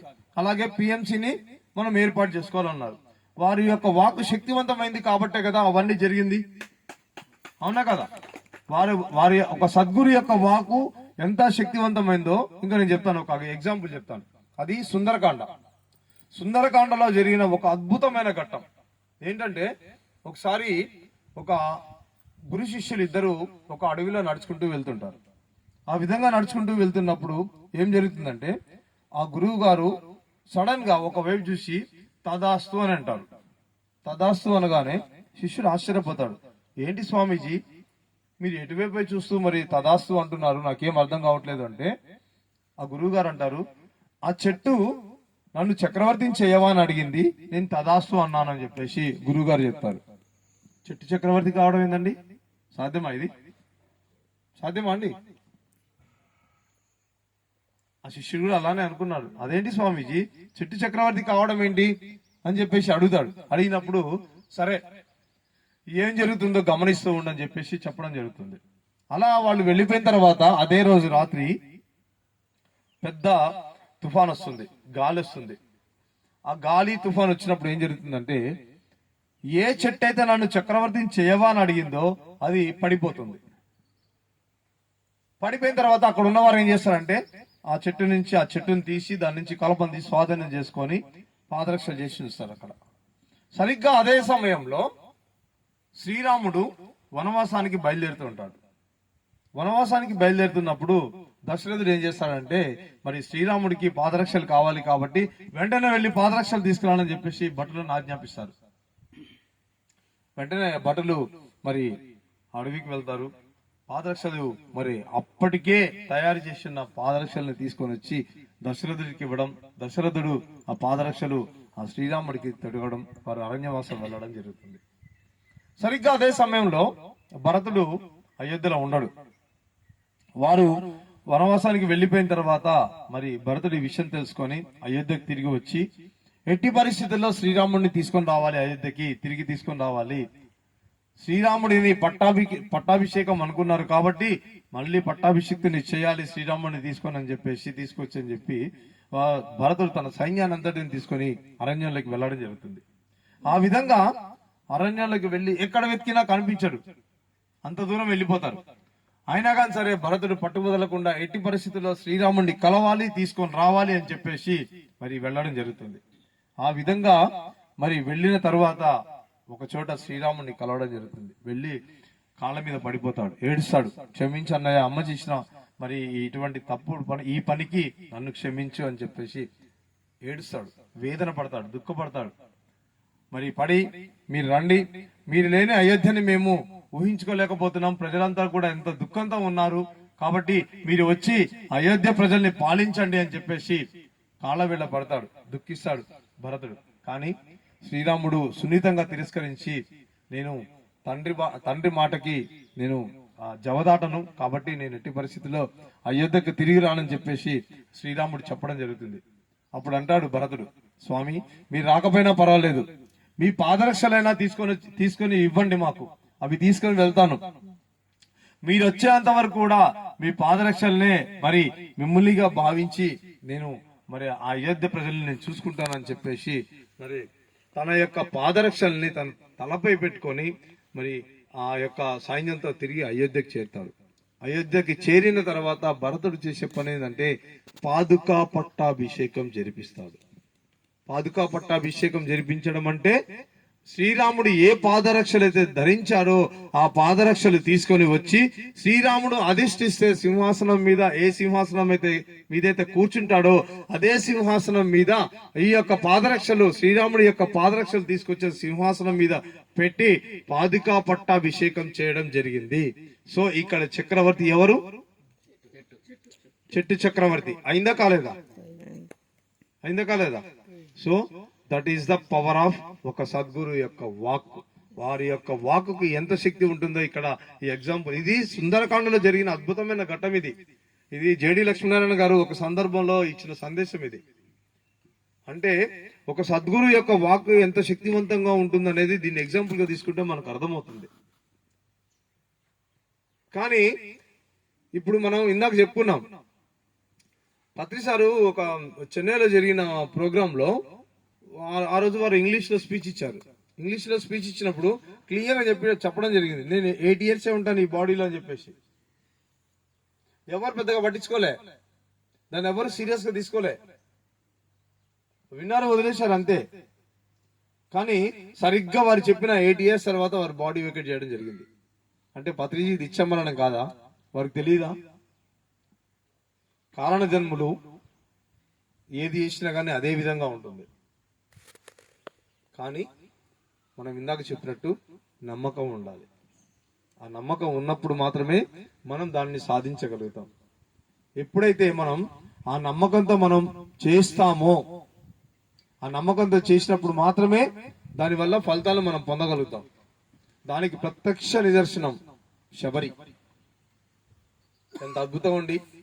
శబరి గురించి మనకు తెలిసింది చాలా విషయం, ఒకటే విషయం, తెలియని చాలా విషయాలు ఉన్నాయి. ఏంటంటే శబరికి చిన్నతనంలోనే పెళ్లి చేయాలనుకుంటారు. అన్ని కార్యక్రమాలు పూర్తయిపోతాయి, తెల్లవారితే శబరి పెళ్లి. ఒక్కసారి శబరి ఆ తలుపులు తెరుచుకొని తన ఇంటి ఆవరణలోకి వస్తుంది. రాగానే అక్కడ కొన్ని వందల మేకలు, గొర్రెలు, కోళ్లు అవన్నీ ఉంటాయి. అవన్నీ చూసి ఆశ్చర్యపోతుంది, ఏంటి ఇవన్నీ ఇక్కడ ఉన్నాయి అని చెప్పేసి వెళ్ళి తల్లిని అడుగుతుంది. ఏంటమ్మా ఇవన్నీ ఇక్కడ ఉన్నాయి ఏంటి, మేకలు, గొర్రెలు, ఈ కోళ్ళు ఇవన్నీ ఇక్కడ ఉన్నాయి ఏంటంటే, రేపు నీ పెళ్లి కదా, నీ పెళ్లికి వచ్చే అతిథులు అందరికీ కూడా మరి వీటిని చంపి వీటిని ఆహారంగా చేసి వారికి విందు భోజనం ఏర్పాటు చేస్తున్నాం అని చెప్పేసి తల్లి చెప్పడం జరుగుతుంది. అవాకైపోతుంది శబరి. అదేంటి, కేవలం నా పెళ్లి కోసం, నా ఒక్కదాని పెళ్లి కోసం ఇన్ని మూగజీవాలు, ఇన్ని అమాయకమైన మూగజీవాలని బలివ్వాలా? ఇది నాకు ఇష్టం లేదని చెప్పేసి ఎంత వేదన చెందుతుంది, ఎంత దుఃఖపడుతుంది. ఆ విధంగా మరి తనకు తల్లికి తెలియకుండానే రాత్రికి తల్లిదండ్రులకు తెలియగానే ఇంట్లో నుంచి వెళ్ళిపోతుంది శబరి, చిన్న వయసు. అలా వెళ్ళి మాతంగి మహాముని ఆశ్రమానికి చేరుకుంటుంది శబరి. చేరుకొని, చాలా పెద్ద ఆశ్రమం, ఎంతమంది అక్కడ స్వామీజీలు ఉంటారు. ఆ విధంగా ఉన్నప్పుడు అక్కడ మరి ఎక్కడ ఎవరికి కనపడకుండా ఒక చోట ఉంటుంది. ఆ ఒక చోట ఉన్నప్పుడు ఏం చేస్తుందంటే, వీళ్ళందరూ రాత్రి నిద్రించగానే అర్ధరాత్రి దగ్గర శబరి లేచి ఆ ఆశ్రమాన్ని అంతా కూడా మొత్తం ఊడ్చి శుభ్రంగా కల్లాపి చల్లి ఎంత ముచ్చటగా ముగ్గులు వేసి మళ్ళీ తనకు ఏమి తెలియనట్టుగా వాళ్ళందరూ లేచేలోపు వెళ్ళి తను ఎక్కడో ఒక మూలన ఎవరికీ కనపడని ప్లేస్ లో ఉండి పడుకునేది. తెల్లవారి లేవగానే వీళ్ళందరూ చూసేవాళ్ళు, అది ఎవరు చేస్తున్నారు ఇది మొత్తం? ఇంత అద్భుతంగా చాలా చక్కగా తీర్చిదిద్దబడింది, ఎవరు చేశారని చెప్పేసి అందరూ ఒకరినొకరు ప్రశ్నించుకుంటారు, కానీ సమాధానం దొరకదు. ఆ విధంగా కొన్ని రోజులు జరిగిపోతాయి. జరిగిపోయిన తర్వాత వన్ ఫైన్ డే మాతంగి మహాముని ఇది గమనిస్తాడు. గమనించి శబరిని పిలిచి అడుగుతాడు, ఎవరమ్మా నువ్వు, ఎక్కడి నుంచి వచ్చావు, ఎందుకు వచ్చావు, ఇక్కడ ఎందుకున్నావు, ఇక్కడ ఈ విధంగా ఈ పనులు ఎందుకు చేస్తున్నావు, ఆలోచించి ఒకసారి చెప్పమ్మా అంటే ఆమె ఒకే ఒకటి అడుగుతుంది, స్వామి నాకు పరమాత్మ దర్శనం కావాలి స్వామి అని అడుగుతుంది. అడిగినప్పుడు మాతంగి మహాముని ఒకే ఒక మాట చెప్తాడు, నీకు పరమాత్మ దర్శనం కలుగుతుంది అని చెప్పేసి ఒకే ఒక మాటలో చెప్తాడు. ఆ విధంగా ఆ యొక్క మాతంగి మహాముని మాట మీద నమ్మకంతో శబరి అదే ఆశ్రమంలో అదే విధంగా పనులు చేసుకుంటూ అదే విధంగా వారితో పాటు సాధన చేసుకుంటూ అక్కడే ఆశ్రమంలో ఉండిపోతుంది. ఆ విధంగా ఆశ్రమంలో ఉంటూ సంవత్సరాలు గడిచిపోతుంటాయి. ఆ సంవత్సరాలు గడిచిపోతున్నా కానీ మరి ఇంకా పరమాత్మ దర్శనం కలగలేదే. అయినా కానీ సరే ఇక్కడ బాధపడలేదు, ఎక్కడ భయపడలేదు, ఎక్కడ నిరాశ లేదు. ఎట్టి పరిస్థితుల్లో నాకు పరమాత్మ దర్శనం కలుగుతుందనే భావంతోనే ఆమె ఉంది. అలా ఉండి కూడా ఒకరోజు అడుగుతుంది మాతంగి మహాముని, స్వామీజీ మరి పరమాత్మ దర్శనం కలుగుతుందని చెప్పేసి అన్నారు, మరి ఇప్పుడు ఇన్ని సంవత్సరాలు అయిపోయింది, అయినా కానీ ఇంతవరకు నాకు ఆ దర్శనం కలగలేదు, సెలవీయండి స్వామి అంటే, నీకు సాక్షాత్తు శ్రీరామచంద్రుడే నీ దగ్గరికి వచ్చి నీకు దర్శనం ఇవ్వబోతున్నాడు, ఇస్తాడని చెప్పేసి చెప్పడం జరుగుతుంది మాతంగి మహాముని. ఆ మాతంగి మహాముని మాట మీద నమ్మకంతో మనందరికీ తెలుసు శబరి ఏ వయసులో ఉన్నప్పుడు శ్రీరాముడు ఆమె దగ్గరికి వస్తాడు అంటే, చిన్న వయసులో ఆశ్రమానికి వచ్చిన తర్వాత కేవలం ఒక మహాముని ఇచ్చిన ఆ మాట మీద నమ్మకంతో నీకు పరమాత్మ దర్శనం కలుగుతుంది అని చెప్పేసి ఆ మాట మీద నమ్మకంతో తనకు అంత వయసు వచ్చినా గాని అక్కడే ఎదురు చూస్తుంది. మళ్ళీ ఎప్పుడైతే అడుగుతుందో శ్రీరాముడే నీ దగ్గరికి వస్తాడని చెప్పేసి అన్నప్పుడు, ఈ రోజే మన ఇంటికి భగవంతుడు వస్తాడని చెప్పేసి అనుకోండి, మనం ఏ విధంగా ఇంటిని తయారు చేస్తాం చెప్పండి? మనం ఏ విధంగా ఉంటాం, ఏ విధంగా తయారవుతాం కదా, అలంకరిస్తాం కదా, స్వామికి ఏం అవసరమో అవన్నీ తయారు చేస్తాం కదా. మరి శబరి ఏం తయారు చేస్తుంది? ఆమె ఏం చేయలేదు కదా. ఏం పెట్టాలి మరి? పండ్లు పెట్టాలి. ఇక్కడ మనం ఇప్పటి వరకు పురాణాలు తెలియదు, మరి పుస్తకాలలో మనం చదివింది. ఎందుకంటే పురాణాలు అయితే మనం చెబుతుంటే విన్నాం కానీ నేనైతే చదివింది కాదు, నేనైతే చదవలేదు. పుస్తకాలలో మనం చదివింది ఏంటంటే పాటలలో, సినిమాలలో చూస్తాం, శబరి శ్రీరాముడికి ఎంగిలి పండ్లు తినిపించింది. అదే కదండి. ఏమండి మన ఇంట్లో వాళ్ళు ఎంగిలి మనం తింటామా అండి? తింటామా? ఎవరో ఒకళ్ళు అమితమైన ప్రేమ ఎక్కువగా ఉంటే చెప్పలేం కానీ మన ఇంట్లో వాళ్ళ ఎంగిలే మనం తినాం కదా. అటువంటి శబరి అంత రామభక్తురాలు సాక్షాత్తు పరమాత్ముడే తన దగ్గరికి వస్తుంటే తన ఎంగిలి పండు శ్రీరాముడికి పెడుతుందా కదా. మరి ఎందుకున్నారు ఆ మాట? ఏం జరిగింది? ఈమె ఏం చేస్తుందంటే, ఎప్పుడైతే మాతంగి మహాముని శ్రీరామచంద్రుడే నీ దగ్గరికి వచ్చి దర్శనం ఇస్తాడని చెప్పేసి చెప్తాడో, ఆ రోజు నుంచి ప్రతిరోజు అడవికి వెళ్తుంది. అడవిలో వరుసగా అన్ని చెట్లు ఉంటాయి. ఒక్కొక్క చెట్టు దగ్గరికి వెళ్తుంది. ఆ చెట్టు యొక్క పండు రుచి చూస్తుంది. అక్కడ రుచి చూస్తుంది ఆమె. ఆ చెట్టు యొక్క పండుని అక్కడ రుచి చూస్తుంది. పుల్లగా ఉందనుకో చెట్టుని వదిలేస్తుంది. పండ్లను కాదు, చెట్టునే వదిలేస్తుంది. ఇంకో చెట్టు దగ్గరికి వెళ్తుంది. అక్కడ మరో చెట్టు యొక్క పళ్ళను కూడా అక్కడ రుచి చూస్తుంది. అది బాగున్నాయి అనుకో ఆ చెట్టుకున్న పళ్ళని తీసుకుంటుంది. అంటే ఇక్కడ ఆమె ఎక్కడ ఎంగిల్ చేసింది? ఆమె ఇక్కడ చెట్టు దగ్గరే తిని ఆ ఎంగిల్ కూడా అక్కడే పడేసింది. ఏదైతే మధురంగా ఉన్నాయో, ఏవైతే బాగున్నాయో అవి మాత్రమే ఆ పళ్ళను సేకరించుకొని తీసుకొని వచ్చి అక్కడ సాక్షాత్తు శ్రీరామచంద్రుడు వచ్చినప్పుడు ఆ పళ్ళను తినిపించడం జరిగింది. అర్థమైందా అండి? సో ఆ విధంగా శబరి శ్రీరాముడికి పండ్లు తినిపించింది కానీ ఎంగిలి పండ్లు తినిపిలే. ఇది నేను గరికపాటి వారి దగ్గర నేను విన్నాను. మరి ఆయన సహస్రావధాన్ అంటారు కదా, మరి వారైతే రాంగ్ ఇన్ఫర్మేషన్ ఇవ్వరు కదా. సో అందుకని నేను పేరు కూడా చెప్తున్నాను, వారి దగ్గర నుంచి విన్నదన్నమాట ఇది. కాబట్టి ఇక్కడ మోస్ట్ ఇంపార్టెంట్ పాయింట్ ఏంది? నమ్మకం. ఒక సద్గురువు ఏదైతే మాట చెప్పారో ఆ మాట మీద నమ్మకంతో తను, ఆ మాతంగి మహాముని మాట మీద నమ్మకంతో అన్ని సంవత్సరాలు తన చివరి దశ వచ్చే వరకు కూడా తను ఆ యొక్క పరమాత్మ దర్శనం కోసం ఎదురు చూస్తూ ఉన్నది, కానీ ఏ రోజు కూడా నమ్మకం సడలలేదు. మరి ధ్యానం సర్వరోగ నివారణి అన్నారు కదా, ధ్యానం సకల భోగకారిణి అన్నారు కదా, ధ్యానం సత్యజ్ఞాన ప్రసాదిని అన్నారు కదా. మరి ఎంతమందికి ఉంది పత్రిజీ మాట మీద నమ్మకం? ఉందా మీ అందరికి? ఎంతమందికి ఉంది? అందరికి ఉందా? ఒకసారి గట్టిగా చెప్పాలి కదా. అంటే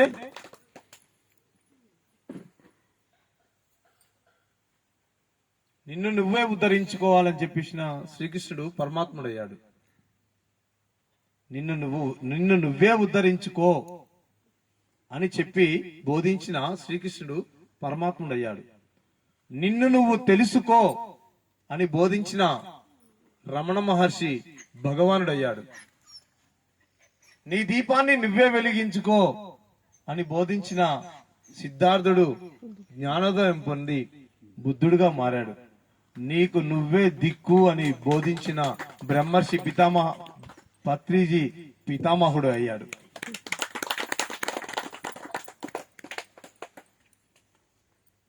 ఒక పరమాత్ముడు చెప్పిన, ఒక భగవానుడు చెప్పిన, ఒక యోగీశ్వరుడు చెప్పిన, ఒక పితామహుడు చెప్పిన సత్యం ఒకటే: నిన్ను ఎవ్వరూ రక్షించరు. నిన్ను నువ్వే రక్షించుకోవాలి. నిన్ను నువ్వు రక్షించుకోవాలంటే నీలోకి నువ్వు ప్రయాణం చేయాలి. నీలోకి నువ్వు ప్రయాణం చేయాలి అంటే నువ్వు శ్వాస మీద ధ్యాస పెట్టాలి. ఇంతకు మించి వేరే మార్గం లేదని బ్రహ్మర్షి పత్రిజీ చెప్పడం జరిగింది. ఇప్పుడు ఆయుధం ఎవరి చేతిలో ఉంది? మన చేతిలో ఉంది. ఆ ఆయుధాన్ని మనం ఉపయోగించుకోవడం రావాలి. ఒక టాప్ సీక్రెట్ చెప్తాను మీకు. పత్రిజీ చెప్పిన ఒక టాప్ సీక్రెట్. ఇప్పుడు కాదు, బ్రేక్ తర్వాత. ఓకేనా సార్? బ్రేక్ తర్వాత చెప్పుకుందాం. అంటే ఇప్పుడు బ్రేక్ ఏమి ఇవ్వట్లేదు, ఇప్పుడు చెప్తున్నాను. బ్రేక్ తర్వాత నాకు గుర్తు చేయండి.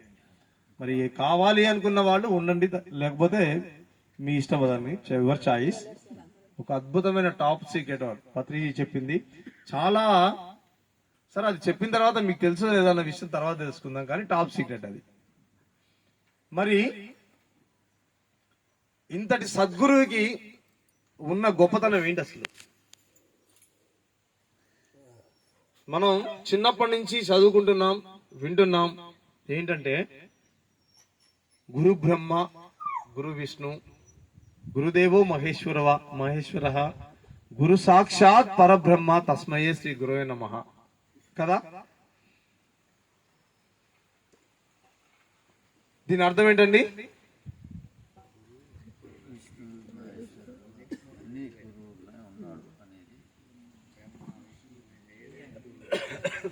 మరి ఎక్కడి నుంచి వచ్చింది ఇది? ఈ శ్లోకం అనేది ఎక్కడి నుంచి వచ్చింది? ఎక్కడ ఏ ప్రోగ్రాం జరిగినా కానీ దీంతోనే స్టార్ట్ చేస్తారు, కానీ ఇక దాని యొక్క అంతరార్థం, దాని యొక్క పరమార్థం చెప్పరు.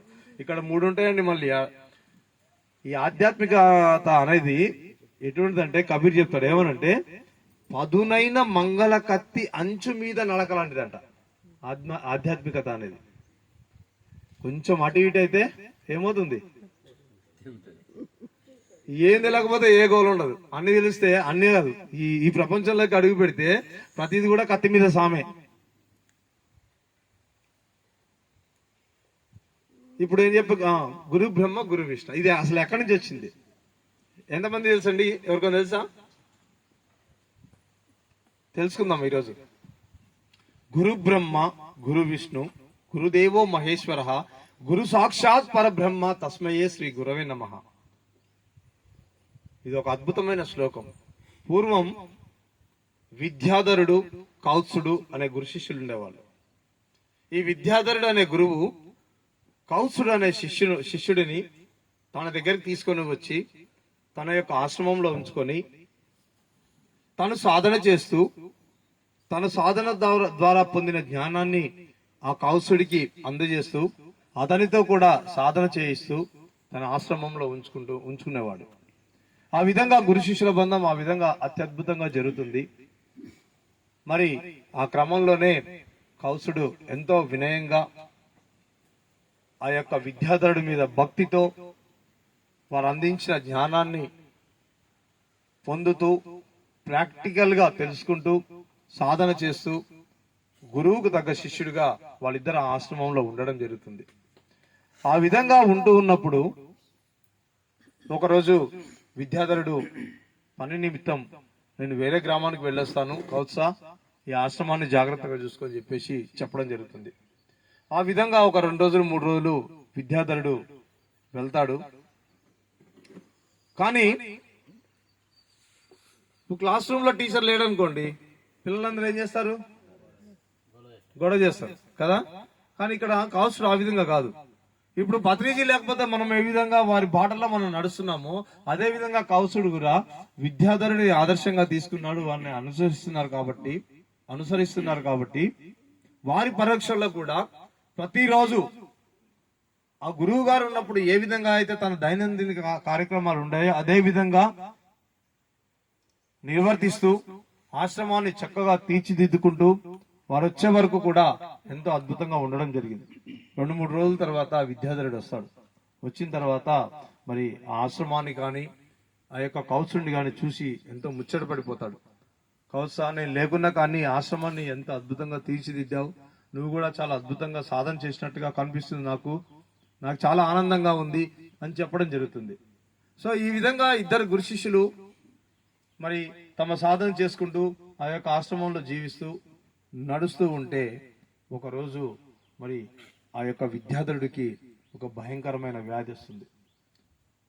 ఆ భయంకరమైన వ్యాధి బహుశా ప్లేగు అనుకుంటా. ప్లేగు అప్పట్లో డేంజర్, జస్ట్ లైక్ క్యాన్సర్. అదేంది విస్తరిస్తుంది, స్ప్రెడ్ అయిపోతుంది, అది వస్తుంది. ఆ విధంగా వచ్చినప్పుడు ఏమవుతుందంటే ఆ చుట్టూ ఉన్న వారందరూ కూడా వీరిని ఈసడించుకోవడం, అప్పటి వరకు ఎంతో మంచిగా గౌరవం ఇచ్చి దగ్గరకు వచ్చి మాట్లాడిపోయేవారు కూడా వారిని దూరం పెట్టడం, వారి దగ్గరికి ఎవరు రాకపోవడం, దానితో పాటు వారిని సూటిపోటి మాటలతో బాధించడం, ఇవన్నీ జరుగుతున్నాయి. ఇవన్నీ గమనించిన మరి ఆ విద్యాధరుడు మరి కౌత్సుడితోటి, మరి కౌత్సా, ఇక్కడ మనం ఉండలేము, మరి బహుశా ఇది నా చివరి ప్రయాణం కావచ్చు, కాబట్టి మనం కాశీకి వెళ్దాం, అక్కడికే వెళ్లి నా యొక్క చివరి శేష జీవితాన్ని అక్కడే గడుపుదాము అని చెప్పేసి కౌత్సుడిని తీసుకొని కాశీకి వెళ్ళడం జరుగుతుంది.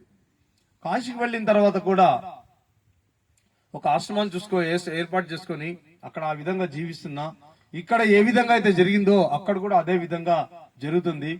పైగా ఎవరు చూసినా గానీ కౌత్సుడిని కూడా మరి అది భయంకరమైన జబ్బు కాబట్టి మీ గురువుని వదిలిపెట్టి వెళ్ళిపో, నువ్వు ఇక్కడ ఉండొద్దు, దాని ద్వారా నీ కూడా అనారోగ్యం వస్తుంది, నీ కూడా మరి జీవితం అనేది ఉండదు, కాబట్టి వెళ్ళిపో అని చెప్పేసి చెప్పడం జరుగుతుంది. సో దీనికంటే ముందు జరిగే ఒక సంఘటన ఏంటంటే, గురువు గారు గ్రామం నుంచి తిరిగి వచ్చిన తర్వాత ఆ యొక్క కౌత్సుడిది విద్య మొత్తం పూర్తి అవుతుంది.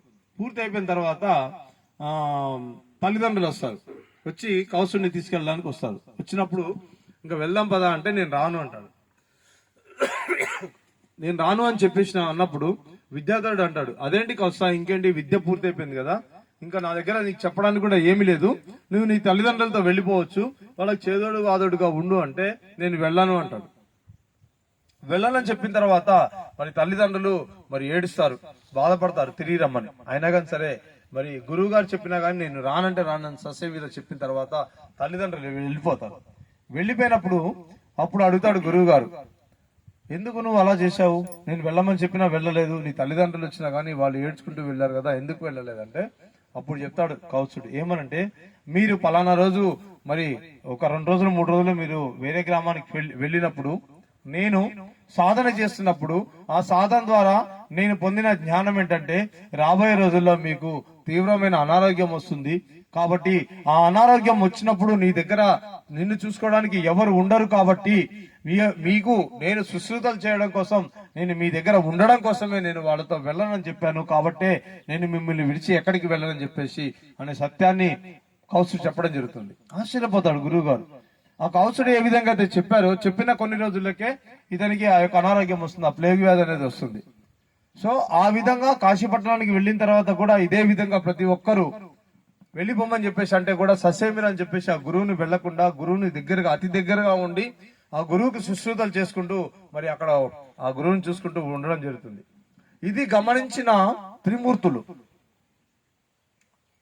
ఫస్ట్ బ్రహ్మ వస్తాడు మారువేషంలో వచ్చి కౌసుడి దగ్గరకు వచ్చి, బాబు నీది చాలా చిన్న వయసు, కానీ మీ గురువుకి వచ్చింది చాలా పెద్ద జబ్బు, దీనికి మందు లేదు, అతను ఇంకా ఎక్కువ రోజులు కూడా బ్రతకడు, అతని దగ్గర ఉంటే నీకు కూడా ఆ వ్యాధి నీకు రావచ్చు, నీకు కూడా అదే పరిస్థితి జరగచ్చు, కాబట్టి నువ్వు వెంటనే నీ గురువుని వదిలిపెట్టి వెళ్ళిపో అని చెప్పేసి ఆ బ్రహ్మ మారువేషంలో ఉన్న బ్రహ్మ చెప్పడం జరుగుతుంది. కానీ కౌసుడు దానికి అంగీకరించాడు. లేదు, నేను ఈ రోజు ఇక్కడ ఉన్నాను, ఈ విధంగా ఉన్నాను అంటే దానికి కారణం మా గురువు గారే. మా గురువు గారు ఇటువంటి పరిస్థితుల్లో వదిలిపెట్టి నేను వెళ్ళలేను, నాకు ఏమైనా పర్వాలేదు, చివరికి నా ప్రాణం పోయినా పర్వాలేదు, నేను ఇక్కడే ఉంటానని చెప్పేసి చెప్తే ఆ బ్రహ్మ వెళ్ళిపోతాడు. అదే విధంగా మరి మహావిష్ణువు వస్తాడు తర్వాత మారువేషంలో వచ్చినప్పుడు కూడా, మహావిష్ణువు వచ్చినప్పుడు కూడా మరి ఇదే విధంగా నచ్చజెప్పి చూసినా గానీ కౌసుడు ఎంతకీ ఒప్పుకోడు. చివరికి పరమశివుడు వస్తాడు మారువేషంలో వచ్చి,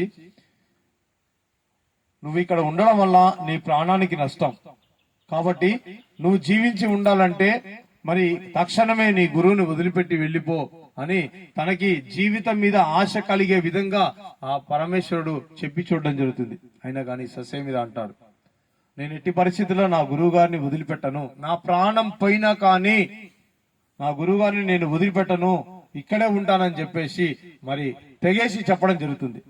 సో దానితో మరి ముచ్చట చెందిన త్రిమూర్తులు ప్రత్యక్షమవుతారు. ప్రత్యక్షమయ్యి మరి ఆ కౌసుని అంటారు, బాబు నీ యొక్క గురువు పట్ల ఉన్న భక్తి గాని, వినయం గాని, గౌరవం గాని, చివరి పరిస్థితుల్లో నీ గురువుని చూసుకోవాలన్న నీ తపన గాని మాకు ముచ్చటేసింది, కాబట్టి మరి నీకు మోక్షాన్ని ప్రసాదిస్తున్నామని చెప్పేసి ఆ యొక్క కౌసుని అనడం జరుగుతుంది. సో అప్పుడు అంటాడు కౌసుడు ఏమనంటే, నా గురువే నాకు బ్రహ్మ, నా గురువే నాకు విష్ణువు, నా గురువే నాకు మహేశ్వరుడు, కాబట్టి నా గురువు నాకు సాక్షాత్తు పరబ్రహ్మ, కాబట్టి నేను తక్షణమే వారికి వినయంగా నమస్కరిస్తున్నాను అని చెప్పేసి గురు బ్రహ్మ, గురు విష్ణు, గురుదేవో మహేశ్వర, గురు సాక్షాత్ పరబ్రహ్మ అని చెప్పేసి మొట్టమొదటిసారిగా ఆ కౌసుడి నుంచి వచ్చిన ఆ యొక్క శ్లోకమే ఈ రోజు మనం చెప్పుకుంటున్న ఈ యొక్క శ్లోకం. సో ఆ విధంగా మనకి ఇంత అద్భుతమైన సందేశం వారి దగ్గర నుంచి రావడం, మరి అదే విధంగా త్రిమూర్తులు ఆ యొక్క విద్యాధరుడికి మోక్షాన్ని ప్రసాదించడం, వారు వెళ్ళిపోవడం జరుగుతుంది. అంటే మనం ఈ ఆధ్యాత్మిక మార్గంలో మనం ఎంతో తెలుసు అనుకుంటున్నాం, కానీ సముద్రంలో నీటి బొట్టంతా తెలుసు అనుకుంటున్నాం, కానీ సముద్రంలో నీటి బొట్టంతా కూడా మనం తెలుసుకోలేదు. ఆ నీటి బొట్టంతా అయినా కనీసం మనం ఈ భూమి మీద ఈ శరీరంతో ఉన్నప్పుడు తెలుసుకోవడానికి ఖచ్చితంగా ప్రయత్నం చేసి తీరాలి. అందుకు పిఎస్ఎస్ఎం ఒక అద్భుతమైన వేదిక. పిఎస్ఎస్ఎం ద్వారా వచ్చే పిఎంసి ఛానల్ మహాద్భుతం. At the same time Brahmarshi Pitamaha Patriji మానస పుత్రిక అయినటువంటి ధ్యాన జగత్ని మనం ప్రతి ఒక్కరం కూడా ఆ ధ్యాన జగత్తును మనం తెచ్చుకోవాలి. దానిలో ఉన్న ఆ పరమార్థాన్ని మనం అది చదవాలి, ఆ పరమార్థాన్ని మనం తెలుసుకోవాలి. ఇందాక చెప్తున్నాను, అర్థం, అంతరార్థం, పరమార్థం 3 ఉంటాయండి. అర్థం చేసుకునేవారు మనోస్థితిలో ఉంటారు, మనోస్థితిలో ఉన్నవారు మాత్రమే అర్థం చేసుకుంటారు. బుద్ధి స్థితిలో ఉన్నవారు మహాయోగులు అందించిన సందేశాల్లో దాని యొక్క అంతరార్థాన్ని తెలుసుకుంటారు. ఆత్మస్థితిలో ఉన్నవారు మాత్రమే మరి దాని యొక్క పరమార్థాన్ని తెలుసుకుంటారు. సో పత్రిజీ అందించిన సందేశాలలో మనం దాని యొక్క పరమార్థాన్ని తెలుసుకున్నప్పుడు మాత్రమే మనం ఉన్నత స్థితి నుంచి ఉన్నత స్థితికి చేరుకోగలం. అంతే. ధ్యానం సర్వరోగ నివారణ అంటే కళ్ళు మూసుకొని కూర్చుంటే అనారోగ్యాలు పోతాయంటే వారు చెప్పిన సత్యం ఏంటంటే, ఇక్కడ ముఖ్యంగా గుర్తుపెట్టుకోవాల్సిన విషయం, ధ్యానం సర్వరోగ నివారణి అన్నారు. ధ్యానం చేస్తున్నాం, కాళ్ళ నొప్పులు ఓట్లేదు, కీళ్ళ నొప్పులు ఓట్లేదు, మోకాళ్ళ నొప్పులు ఓట్లేదు. ధ్యానం సర్వరోగ నివారణి అని చెప్పేసి గంటలు కళ్ళు మూసుకొని ఈరోజు Patriji no doctor no medicine no ఆసుపత్రి అని చెప్పేసి అన్నారు కదా అని చెప్పేసి మెడిసిన్ కూడా తీసుకోకుండా ప్రాణాలు పోగొట్టుకున్న వాళ్ళు ఎంతమంది ఉన్నారు. మరి ఇందులో ఏది అబద్ధం, ఏది నిజం? ధ్యానం సర్వరోగ నివారణి అనేది అబద్ధమా? మరి ధ్యానం చేస్తే మరి అందరు బ్రతకాలి కదా, మరి ఎందుకు పోయారు? దీనికి దానికి మధ్యలో ఒక సన్నటి తెర ఉంటుందండి. దాన్ని మనం అర్థం చేసుకోగలగాలి. వారు చెప్పింది ఏంటి? ధ్యానం సర్వరోగ నివారణి అన్నారు. దానికి మార్గం ఏంటిది? శ్వాస మీద ధ్యాస ధ్యానం చేయాలా? నువ్వు ఎప్పుడైతే శ్వాస మీద ధ్యాస పెట్టి తీవ్రమైన సాధన చేస్తావో, నీలోకి నువ్వు ప్రయాణం చేసినప్పుడు నువ్వు ఆ ధ్యాన సాధన ద్వారా థాట్లెస్ స్టేజ్కి, అంటే శూన్య స్థితికి చేరుకున్నప్పుడు మనం తీసుకునే విశ్వశక్తి ద్వారా మనం ఆత్మశక్తిని పెంచుకోగలిగే స్థితికి వచ్చినప్పుడు, అంతటి శక్తి మనలో ఉన్నప్పుడు మనకు ఎటువంటి అనారోగ్యాలు వచ్చినా ఏ డాక్టర్ తోటి, ఏ మెడిసిన్ తోటి ఏది అవసరం ఉండదు, పని ఉండదు. కానీ కళ్ళు రెండు మూసుకొని నేను గంటలు కూర్చొని నేను ఇన్ని గంటలు ధ్యానం చేశాను అని చెప్పేసి చెప్పుకుంటున్నామే. నువ్వు ఎన్ని గంటలు ధ్యానం చేశావు అన్నది కాదు ముఖ్యం. ఎన్ని నిమిషాలు నువ్వు ఆత్మస్థితిలో ఉన్నావు, ఎన్ని నిమిషాలు నువ్వు శూన్య స్థితిలో ఉన్నావు, ఆ స్థితిలో నువ్వు ఎంత శక్తిని సాధించావు అన్నది ఇంపార్టెంట్. ఇది ఒక్కటి తెలుసుకోకుండా మేము 10 గంటలు ధ్యానంలో కూర్చున్నామండి, లేకపోతే 10 సంవత్సరాల నుంచి ధ్యానం చేస్తున్నామండి, నా కాళ్ళ నొప్పులు పోవట్లేదండి, ఎలా పోతాయి? సరి అయిన ధ్యానం చేయాలి. సత్యమైన ఆత్మజ్ఞానాన్ని తెలుసుకోవాలి, దానిని జీవితంలో ఆచరించాలి. 5 సంవత్సరాల నుంచి, దాదాపు 5 సంవత్సరాల నుంచి మన PSSM లో చాలా మంది అంటుంటారు, ఏమనంటే పత్రిజీ తర్వాత అంతటి జ్ఞానాన్ని అందించేవారు ఎవరైనా ఉన్నారు అంటే భీమవరం తటవర్తి దంపతులు అని చెప్పేసి చెప్తూ ఉంటారు. 77 సంవత్సరాలు తటవర్తి వీరరాఘవరావు గారికి. మొన్న నవంబర్ 30 తారీఖు. నెలకి 20 రోజులు వారు బయట ఉంటారు. ఎక్కడ చూసినా కానీ 3 రోజులు క్లాసులు. భీమవరంకు వెళ్తే 3 రోజుల పేరు మీద 20 గంటలు ధ్యానం. Only silence meditation, no music, no సంకల్పం, no guiding, nothing. Only Patriji ఏదైతే చెప్పారో శ్వాస మీద ధ్యాస ధ్యానం. మీరు గమనించండి, పత్రిజీ అందించిన 18 ఆదర్శ సూత్రాల్లో మొట్టమొదటిది ఆనాపానసతి ధ్యానం చెయ్యాలి, ఇతరులతో చేయించాలి. క్రిస్టల్ క్లారిటీగా చెప్పారు. ఎంత అద్భుతం! వారు అందించే జ్ఞానం అత్యద్భుతం. వారి జూమ్ సెషన్లో కూడా ప్రతిరోజు ఉదయం 4 గంటల నుంచి 6:30 వరకు సైలెన్స్ మెడిటేషన్, 6:30 నుంచి 7:30 వరకు సార్ గాని మేడం గాని వారి అద్భుతమైన జ్ఞాన సందేశాలు, 7:30 నుంచి 8:30, 9 వరకు సజ్జన సాంగత్యం జూమ్ సెషన్లో. ఆ విధంగా నేను 5 సంవత్సరాల నుండి పత్రిజీ ఏదైతే జ్ఞానం అందించారో ఆ రోజుల్లో పత్రిజీ అందించిన జ్ఞానాన్ని నేను నా ప్రాపంచిక లాభం కోసం ఉపయోగించుకున్నాను. ఏంటది? నేను బ్రతకాలి అంటే ధ్యానం చేయాలి. ఇది ప్రాపంచిక లాభం కాదా? అవునా కాదా అండి? ప్రాపంచిక లాభమైనా కాదా? కేవలం నేను బ్రతకాలి అంటే ఈ శరీరం కోసం, ఈ భౌతికమైన శరీరమే శాశ్వతం అనుకొని ఇది జీవించి ఉండాలనే ఒకే ఒక అజ్ఞానంతో పత్రిజీ అందించిన శ్వాస మీద ధ్యాస ధ్యానం చేశాను. ధ్యానం ద్వారా మరి ఎటువంటి అనారోగ్యాలు అయినా పోగొట్టుకోవచ్చు అని చెప్పేసి నేను అనుకున్నాను. అది గొప్ప అని చెప్పేసి అనుకున్నాను. కానీ పత్రిజీ దాని తర్వాత ఇంకోటి చెప్పారు, ధ్యానం ఆత్మజ్ఞానం కోసమే, ధ్యానం కోసమే ధ్యానం చేయాలి, ఆత్మజ్ఞానం కోసమే జ్ఞానం చేయాలి అనేది అప్పట్లో నా చెవికి ఎక్కలేదు. ఎందుకు? శ్వాస మీద ధ్యాస పెట్టాను, రోజు 10 నుంచి 15 గంటలు ధ్యానం చేశాను, సంపూర్ణమైన ఆరోగ్యాన్ని పొందాను. పత్రిజీ అందించిన ధ్యానం ద్వారా నేను సంపూర్ణమైన ఆరోగ్యాన్ని పొందాను. నేను క్యాన్సర్ పోగొట్టుకున్నాను కాబట్టి ధ్యానం గ్రేటు, నేను గ్రేటు. ఇంకా అంతే. ఎక్కడికి వెళ్ళినా ఇదే కాన్సెప్ట్, ఇంకా వేరేది లేదు. ఎక్కడికి వెళ్ళినప్పుడు ఏదైనా ఏం కాన్సెప్ట్ చెప్పంటారు సార్ అని చెప్పేసి అక్కడ ఆర్గనైజర్స్ అడిగితే మీ ఎక్స్పీరియన్స్ పెద్ద కాన్సెప్ట్ సార్ అనేవాళ్ళు. అప్పుడు నేను గొప్పగా ఫీల్ అయ్యేవాడిని. ఎందుకు? కేవలం నేను ఆత్మస్థితిలో లేనన్నట్టే. ఇంకా తరువాత ఆ పత్రిజీ అందించిన జ్ఞానాన్ని ప్రాక్టికల్ గా ఈ జూమ్ సెషన్ ద్వారా, భీమవరం వెళ్ళడం ద్వారా ప్రాక్టికల్ గా నేను దాన్ని అనుభవించాను. అనుభవించినప్పుడు నేను తెలుసుకున్న సత్యం ఏంటంటే ధ్యానం ద్వారా క్యాన్సర్ పోగొట్టుకోవడం అనేది అసలు ఒక విషయమే కాదు. అసలు ఒక విషయమే కాదు.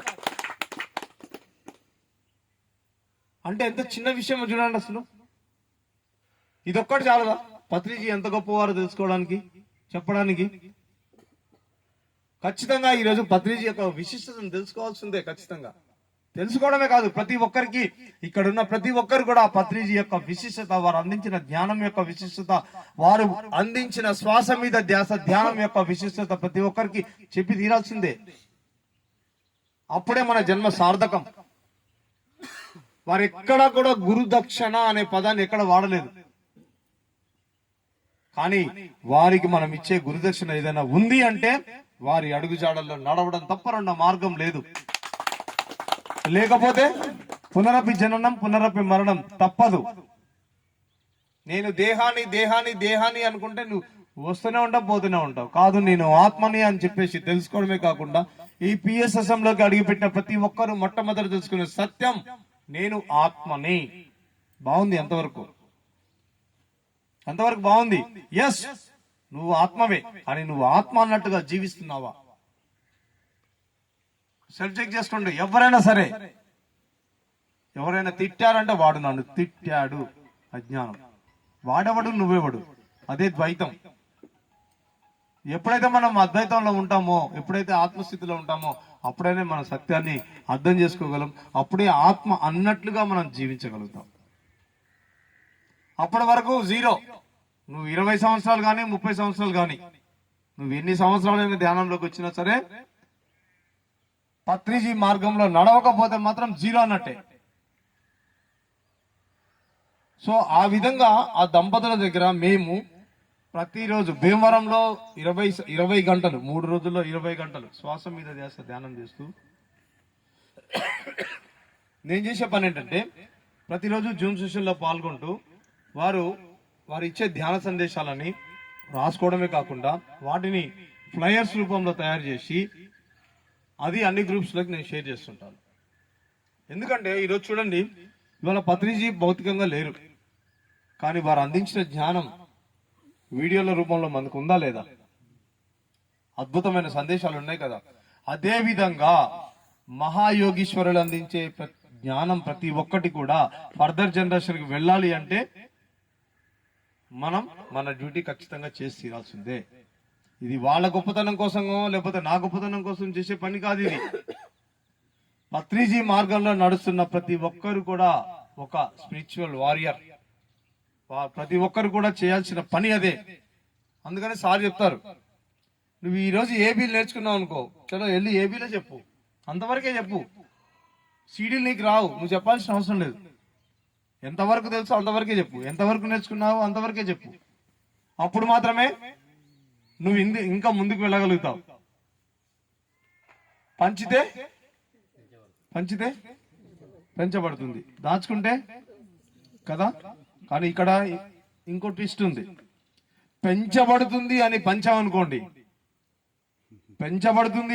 పంచామనుకోండి, ఏం జరుగుతుంది తెలుసా? ఉన్నది పోతుంది. ఇది గుర్తుపెట్టుకోవాల్సిన విషయం. కాబట్టి సాక్షాత్ శ్రీకృష్ణుడు పరమాత్ముడు ఏదైతే చెప్పారో నిష్కామ కర్మ, అది చేయాలి మనం.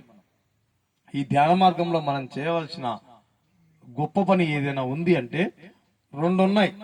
ఒకటి నిష్కామ కర్మ, ఫలితాన్ని ఆశించకుండా, ఎటువంటి ఫలితాన్ని ఆశించకుండా మనం కర్మలు చేయాలి. అన్నింటికంటే ఈ సృష్టిలో విశిష్టమైనది అష్టావక్రుడు చెప్పాడు. ఏంటంటే కర్మ ఫల త్యాగం.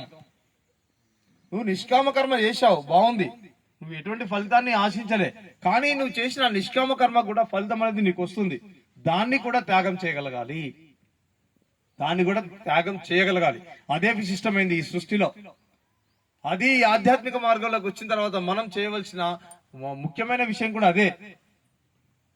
నిష్కామ కర్మ ద్వారా పొందిన ఫలితాన్ని మనం ఆ పరమేశ్వరుడికి మనం వదిలిపెట్టేయగలగాలి. ఆ స్థితికి మనం రాగలగాలి. వచ్చినప్పుడు మాత్రమే మన లక్ష్యం ఏదైతే ఉందో, ఏంటిది? మన లక్ష్యం ఏంటిది? మన లక్ష్యం ఏంటండి? మోక్షం. అంతే. ఇదే చివరి జన్మ. ఆ స్థితికి రావడం కోసం మనం ఎంత ఖర్చు పెడుతున్నాం? ఎన్ని డబ్బులు ఖర్చు పెడుతున్నాం చెప్పండి కదా? ఎన్ని డబ్బులు ఖర్చు పెడుతున్నాం? ఫ్రీ. ఈరోజు ఇక్కడ ఇంతమంది కూర్చున్నారు.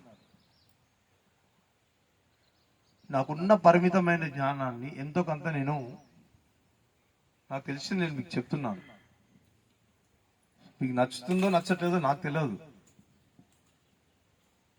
కానీ కొన్ని నెలల తర్వాత మీలో ఎవరో ఎప్పుడో ఒకరు ఎక్కడో కలిసినప్పుడు, సార్ పలానా రోజు మీరు చెప్పింది విన్నాము, నాకు చాలా బాగా అనిపించింది, దాన్ని ఆ రోజు నుంచి నేను నా లైఫ్లో ఇంప్లిమెంట్ చేస్తున్నాను అని చెప్పేసి చెప్తారు చూడండి.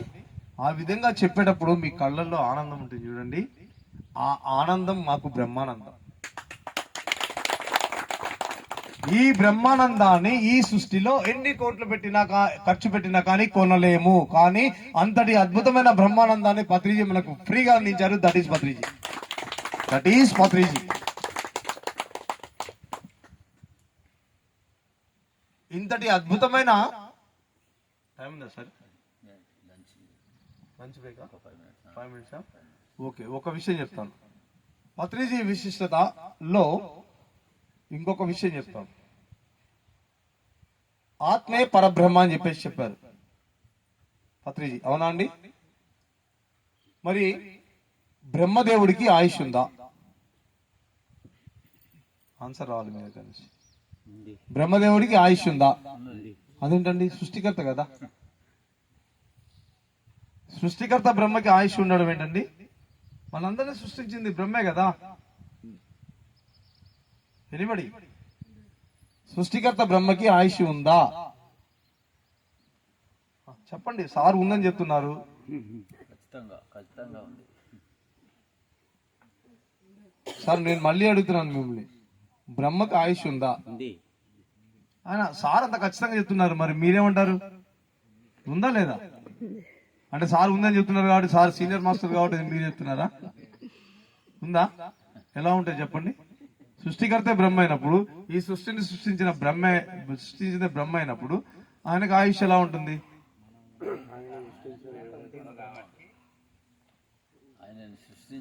సృష్టి చూడండి, 864 కోట్ల సంవత్సరాలు కలిపితే 864 కోట్ల సంవత్సరాలు అయితే బ్రహ్మదేవుడికి ఒక రోజు. చూడండి, 864 కోట్ల సంవత్సరాలు అయితే బ్రహ్మదేవుడికి ఒక రోజు. అటువంటివి 100 రోజులైతే 360 రోజులైతే, అటువంటివి 360 రోజులైతే బ్రహ్మదేవుడికి ఒక సంవత్సరం. అటువంటి 100 సంవత్సరాలు బ్రహ్మదేవుడు ఆయుష్. అంతేనా సార్? అటువంటి 100 సంవత్సరాలు బ్రహ్మదేవుడు ఆయుష్. అంటే సర్టన్ టైం వచ్చిన తర్వాత బ్రహ్మదేవుడు కూడా ఉండడు. అవునా కదా అండి? బ్రహ్మ చేత సృష్టించబడిన ఈ సృష్టిలో బ్రహ్మ చేత కూడా సృష్టించబడనిది ఏదైనా ఉందా అంటే ఒకే ఒక్కటి ఉంది, అదే ఆత్మ. ఆ ఆత్మే పరబ్రహ్మ. చూడండి, మనం ఎంత అజ్ఞానంలో ఉన్నాం చూడండి. అసలు బ్రహ్మదేవుడికి కూడా ఆయుష్ ఉందని పత్రిజీ ద్వారా తెలుసుకున్నాం. చెప్పుండొచ్చు, వేదాలు, పురాణాలు, ఇతిహాసాలు, ఉపనిషత్తులు ఇవన్నీ చెప్పొచ్చు. మనం ఎక్కడిదో పోయినామండి. మన క్లాస్ రూమ్ లో టీచర్ చెప్పిన లెస్సలే మనం చదవట్లేదు. వాడి జోలికి ఎక్కడికి వెళ్ళాం మనం. కానీ మన ఇంట్లో కూర్చొని మనం ఇంత జ్ఞానాన్ని మనం పొందుతున్నామంటే మరి ఆయన ఎంత గొప్పవాడు. బ్రహ్మదేవుడికి కూడా ఆయుష్ ఉంది. సర్టన్ టైం వచ్చిన తర్వాత బ్రహ్మదేవుడు ఉండడు, ఎవరు ఉండరు. వీళ్ళందరికంటే గొప్పవాడు పరమాత్మ అని చెప్పేసి, ఆత్మే పరబ్రహ్మ అని చెప్పేసి. పరమశివుడే ఎప్పుడు ధ్యానాల్లో కూర్చుంటాడు కదా. ఎందుకు కూర్చుంటాడు? ఒకసారి పార్వతీదేవి అడుగుతుంది ఇదే విషయం. అదేంటి స్వామీజీ, ప్రతి ఒక్కరు కూడా మీ దగ్గరకు వచ్చి మిమ్మల్ని ప్రాధాన్యపడుతుంటారు, మిమ్మల్ని పొగుడుతుంటారు, మిమ్మల్ని అడుగుతుంటారు, మిమ్మల్ని శరణు కోరుతుంటారు. కానీ మీరేంటి ఎప్పుడు ధ్యానంలో కూర్చుంటారు, అంత అవసరం ఏంటి మీకు అని చెప్పేసి అంటే, నాకంటే గొప్పవాడు ఇంకోడు ఉన్నాడు, వాడే పరబ్రహ్మ. ఆ పరబ్రహ్మ కోసమే నేను ధ్యానం చేస్తున్నాను అని చెప్పేసి, మరి కాబట్టి ఆ స్థాయిలో ధ్యానం చేస్తున్నాడు కాబట్టి శివుణ్ణి లయకారుడు అంటారు. మనకు సాధ్యం కాదా? మనకు సాధ్యమా కాదా? మనకు సాధ్యమా కాదా అండి? గట్టి చెప్పండి సార్. నిద్ర వస్తున్నట్టుంది సార్ చాలా మందికి. హాయిగా ఉంది కదండి, ప్రశాంతంగా. బయట ఎండ ఉన్నా కానీ ఇక్కడ అంటే ఇక్కడ నిద్ర వస్తుంది అంటే నేను చెప్పేది పెద్దగా అంత ఇంట్రెస్ట్ గా లేదనిపిస్తుంది. లేకపోతే నిద్రపుచ్చే విధంగా ఉందా? ఇక్కడ 2 రకాలుగా ఆలోచించుకోవాలి నేను మరి, ఎందుకంటే ఆ టాపిక్ మార్చాల్సి వస్తుంది మళ్ళీ. ఇప్పుడు 2 ఉన్నాయి, ఒకటేమో బోరు కొట్టి నిద్రపోతారు, ఇంకోటేమో నిద్రపుచ్చే విధంగా ఉందని చెప్పేసి మళ్ళీ అట్లా కూడా చెప్తారు. బ్రేక్ ఇద్దామా సార్ మరి? సో మై డియర్ ఫ్రెండ్స్, ఇందాక ఏం చెప్పాను మీకు బ్రేక్ తర్వాత? సీక్రెట్, టాప్ సీక్రెట్ అండి. సీక్రెట్లు అంటే చిన్నదే కాదు, టాప్ సీక్రెట్. అది కూడా పత్రిజీ చెప్పింది. మనం బ్రేక్ తర్వాత మళ్ళీ మనం తెలుసుకుందాం. ఇంతటి అద్భుతమైన సెషన్ కి ఒకసారి గట్టిగా చప్పట్లు కొట్టుకుందాం. Thank you so much. చూశారు కదా సార్ యొక్క అనుభవాలు. మరి ధ్యానానికి ఎంత శక్తి ఉందో మరి సార్ ద్వారా మనందరం కూడా తెలుసుకున్నాం కదా. మరి అందరం ధ్యానం చేయాల్సినటువంటి, ధ్యానం అంటే మరి ఏంటిది అనేది ఇప్పుడు స్పష్టంగా తెలిసింది. ఇన్ని రోజులు ఎవరికన్నా తెలియకుంటే కూడా ఇప్పుడు చాలా స్పష్టంగా సార్ యొక్క అనుభవమే. సారు చెప్పాల్సిన అవసరం ఏమైనా ఉందా? మనల్ని ఏమైనా మభ్యపెట్టి చెప్పాల్సిన అవసరం ఉందా? సారుకు జరిగినటువంటి యథార్థ సంఘటన, యథార్థ ఘటనే వారు మనతో పాటు పంచుకున్నారు. ఎందుకంటే ధ్యానానికి అంత శక్తి ఉందని చెప్పి తెలియజేయడానికే ఇది మనందరం కూడా ఆ విధంగా ఉన్నది అని తెలుసుకోవడానికే చెప్పింది. కాబట్టి సో ఇప్పుడు లంచ్ 2 to 4